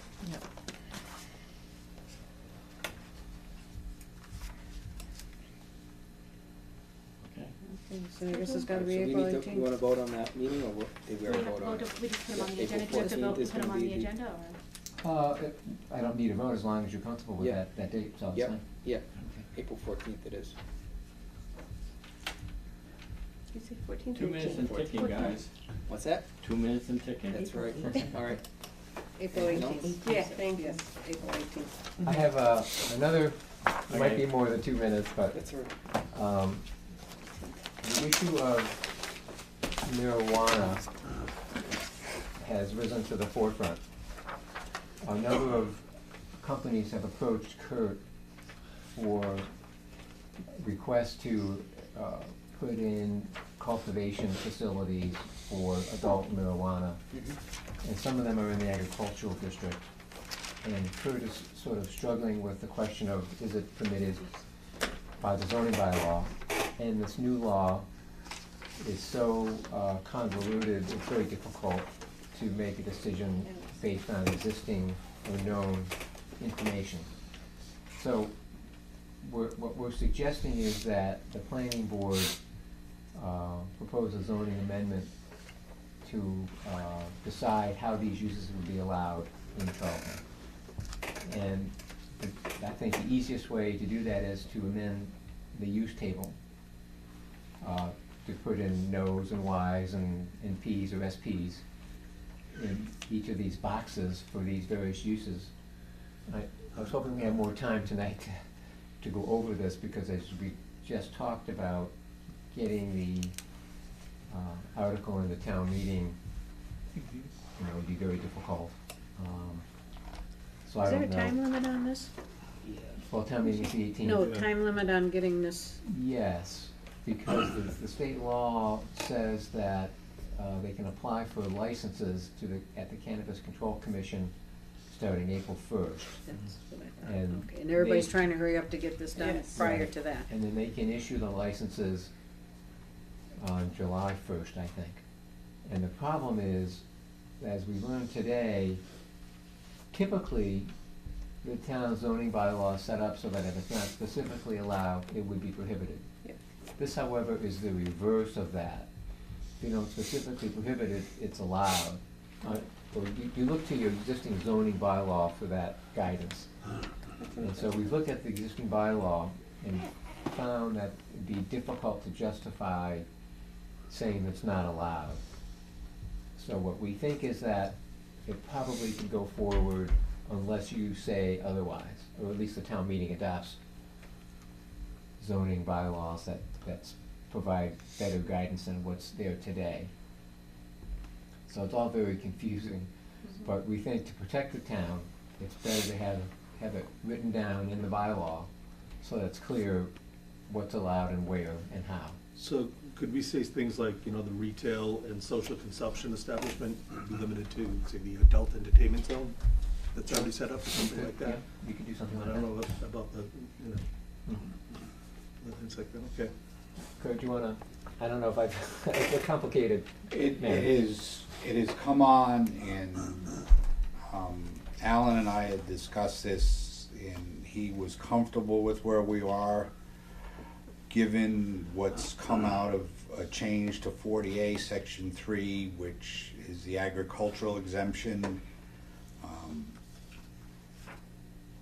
That was amended by the legislature to say that cannabis was not an agricultural use. Okay, that's fine, that takes care of that agricultural exemption. However, we have a line in our zoning bylaw that says indoor horticulture and floriculture with a yes in every zone. And this is just growing. That is the matrix of all the licenses that the Cannabis Control Commission can issue. So you could get a license to grow and grow only. You could get a license, okay, we have a medical marijuana dispensary, Right. okay, that's retail. And we looked, that was clearly easy for me as a zoning guy to say, well, that's retail, Right. Well, okay? is that considered retail under these guidelines, or is that considered medical marijuana that's still separate from the retail Okay, establishment? two issues. Okay. Licensing Yeah, okay. and land use, Land use. okay? So I look at things And from a medical land use, and recreational. are both retail. They're both retail, so Under that's. land use, right? Okay, here's the example I give all the time. You get a prescription from your Dr. Mike here for some oxycodone, and you go to that retail store, CVS, and you get a product. Is that a retail operation? Okay. My buddy here, I'm sorry, I don't know your name. Don here, yeah. Don here gives me a script for medical marijuana. I go to a store with that script and I buy that retail. Okay, so far so good?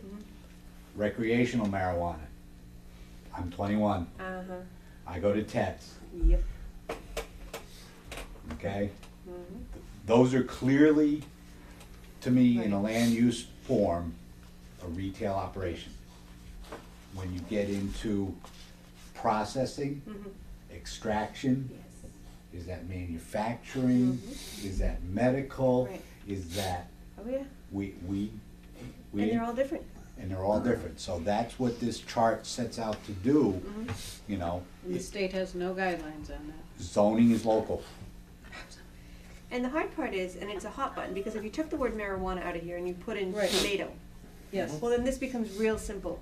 But I, as a conservative parent, and I'm not saying that I feel this way, but if I stand up and say I'm a conservative parent, I don't want a marijuana grower next to me.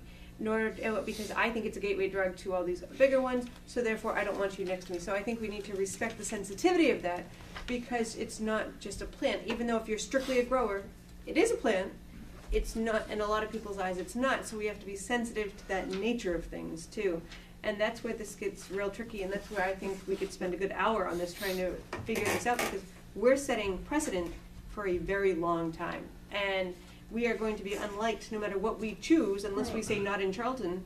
Well, I don't think that would even make everybody happy. No, and I don't either, 50% right. of the town voted Correct. for it, so there are Correct. people that would love to have it. And this is where I think we just need to be very careful to the sensitivities around it, because. It's all about location. Exactly. Sure. Exactly. So I think, you know, And- we're meeting and next as- week, so if you wanna take this as a homework assignment, Do we I was have- gonna ask if we could, Do we yes. have any examples of other, do we know what other That's a towns have great been doing idea. too? They've all been doing it in the last few months. But do we know where Yeah, they've been, it's where all they've new. been pushing? Yeah, Like, where, let's what are not they saying? Are reinvent they the saying wheel. that if Susan, you're in we just got a agricultural, notice you could from- have a big, you could Right. have a big marijuana farm as long as it has good, security? Right. Well, that's a licensing Yeah, issue. Jeannie. Okay? Right. So think about it this way, and you need to divest yourself from the product in a Yeah. way, okay, even though you have to consider it. Would a 50,000 square foot steel warehouse be appropriate in an A zone that's growing a crop? Right, I have 6 acres, I wanna put a big metal building as long as I have my setbacks and I wanna grow some marijuana, because what else? Okay, but that may be home consumption. Right. That's a lot of consumption, I think you have a problem. If you're growing that much, You right? got a problem. She's a happy neighbor. You're Okay. keeping Market Basket in But- business. but there's a limit of, That's why I sell Girl Scout That's cookies. why all the Girl Scout cookies, Yes. now I understand. there's a limit of 12 plants per household for personal consumption. So- Anything Per more person, than that requires a license. You know, have more so. people in your house. So there are some places, remember, 83% or 80-some% of Charlton is colored white, which is agricultural. Not because we're growing crops, but that's what we call it. Right, right.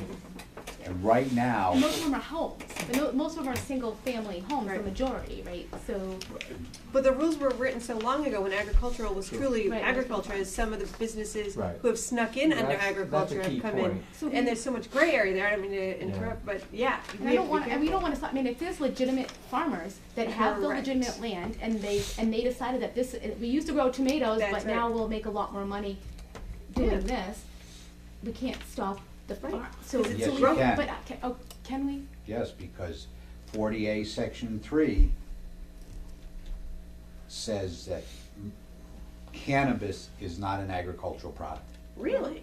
So Even that though- exemption, okay, that was specifically written because that's what was coming down the pipe, Right. okay? So you could say no across the board on all of these. Well, you can't really. No. But it probably wouldn't hold up in For court. some of With these a- you could, a- some Now, how of these you about- could say no across the board. Can we say no with a review from with us. Or you could say special permit. Like a special permit in Right. specific areas, so. Right. It's and still so in a- difficult to So like turn in an down. agricultural area, can we say with special permit, and then if there's houses all around here, where can we Well, as you know, it's difficult to I deny know. special permit. Yes. So where's the adult entertainment center? Is that? It's on there, I forget Is that exactly. way over to the left, down there in the lower left corner? It's like out here. Yeah, it's a Is half, it- it's Yeah, everything you can get. It's right, it's, okay, you see with the slide, with the. Yeah. There's a the key vertical down below. space. What is it technically called in there? So is Neighbor that business? far enough out of town to not cause a problem that would be upsetting neighbors and things like that? For me, I think retail, if you can't prevent it, that's a perfect spot for it. Right. And I don't want, you know, this is us diving into the Yep. weeds, Yep. okay? Mhm. I think you need to, Literally. there is economic incentive Oh, to yes. allow growing April 10th. in the right place. Yes, they're having their. And like I've been to one. Sure. I've been to one in Webster. You wouldn't know it was there. It's a big steel warehouse. It's 100,000 square feet. You wouldn't know it was there. And that's a pretty large area there, When are we too, gonna that discuss you this, could April get. 18th? Just, Sure. Yeah, just exactly. think about, So we have, No, this- this we have is- Sturbridge who's going, April 10th is when they have their meeting, so And they're saying no. across the board. Yeah. They're going See, all the way. because the town voted in favor of it, the only way you can prohibit it is to go to a townwide referendum. But I can tell you that there are a lot of residents, because I sit in a local place, people come in and check, know I'm on the planning board. There are a lot of people with money who are very much in favor of this, to your point, Doug. Mhm. And so, you're right, doing it the right way means doing it the right way. So we Sure. wanna let it come in, we wanna make sure we address every piece of this, because you want to address the people that don't want it as much as you want to address the people that do, and give everyone kind of a happy And a medium. balance in like the planning Yes. with the master plan, like we want the Exactly. town to grow. Sure. And if there's a legit business that have all the, Correct. all their, T's Yep. crossed, then why would we prevent it Right. if the town, the majority, the town is. Correct, I agree. And I agree, I think the town wants it, we have to allow it in, but there's certain areas, and if I look at the map up here, I can't pick one area that covers everything without causing trouble somewhere else. Well, when Of course not, but- you look at the colors, I mean, look at the ones that have the most area, linear frontage on Route 20 Right. would either be community business. Which would allow it to go just about, in a pretty close to residential areas.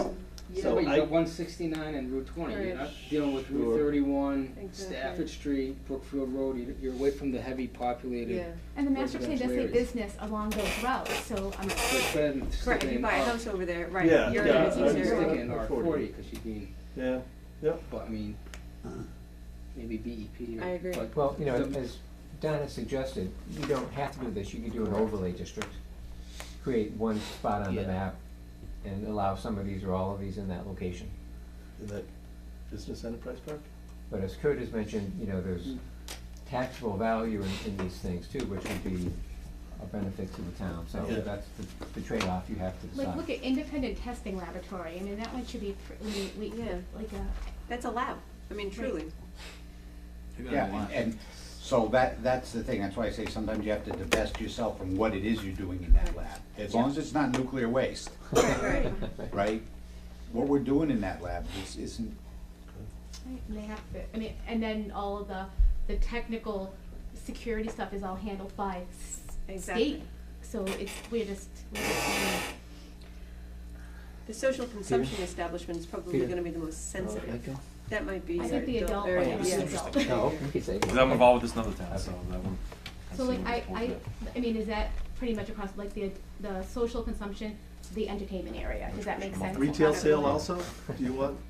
Well, Well, if you we- already have a medical, you're Right, gonna so- have, that's gonna they're go. gonna go to retail clearly, because that's just what's gonna happen. Well- So do we have one that's not in that area, and then we have, I mean. That would already be pre-existing non-conforming if you allowed that use there. If you limited that use there, maybe they would move to where it was allowed.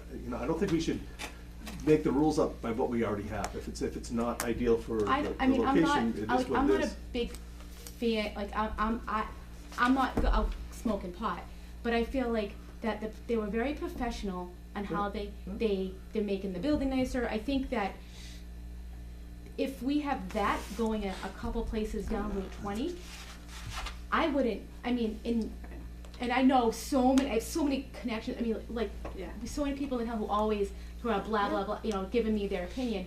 I don't see that most people would actually have a problem with it down Route 20 being a classy establishment for the retail and medical use. I'm just worried it's too soon to tell, you know, what it's gonna end up looking like or what it's gonna end up being.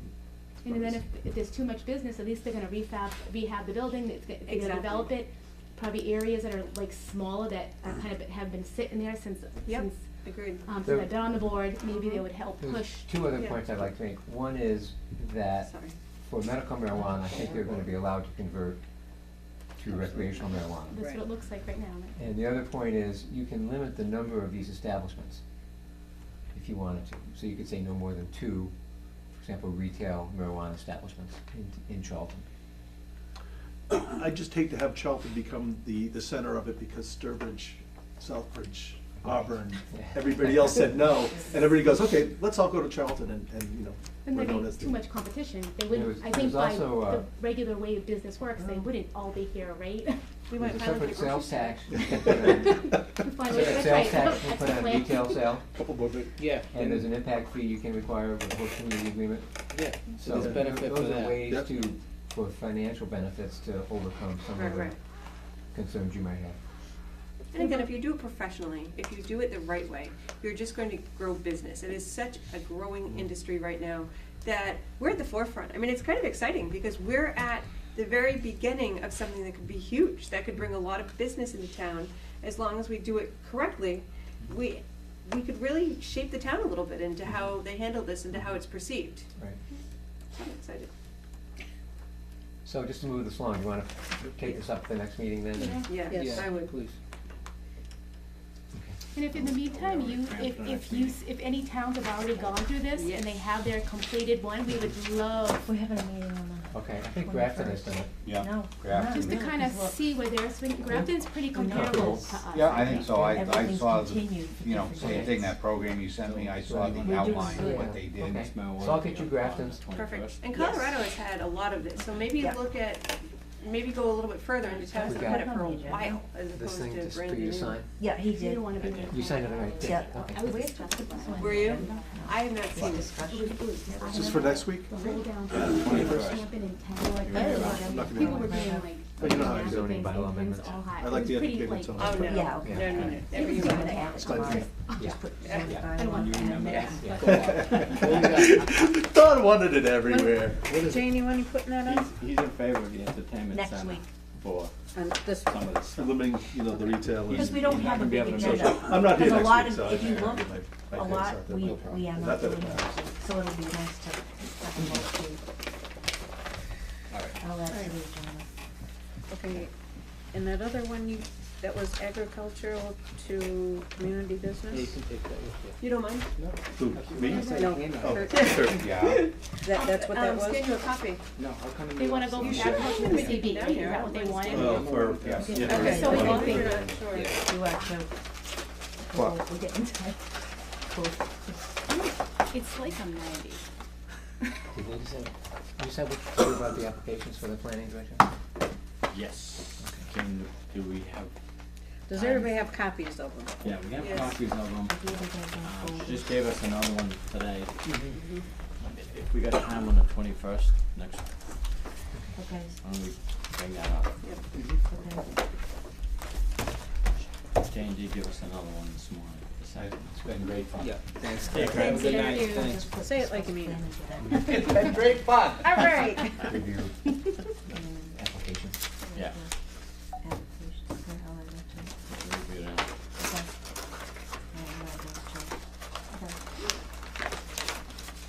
Right. Basically here? Yep. That's how we sleep, huh? Safe? Alright, so I have a motion to. Motion to adjourn. Second. All those in favor? Aye. Aye.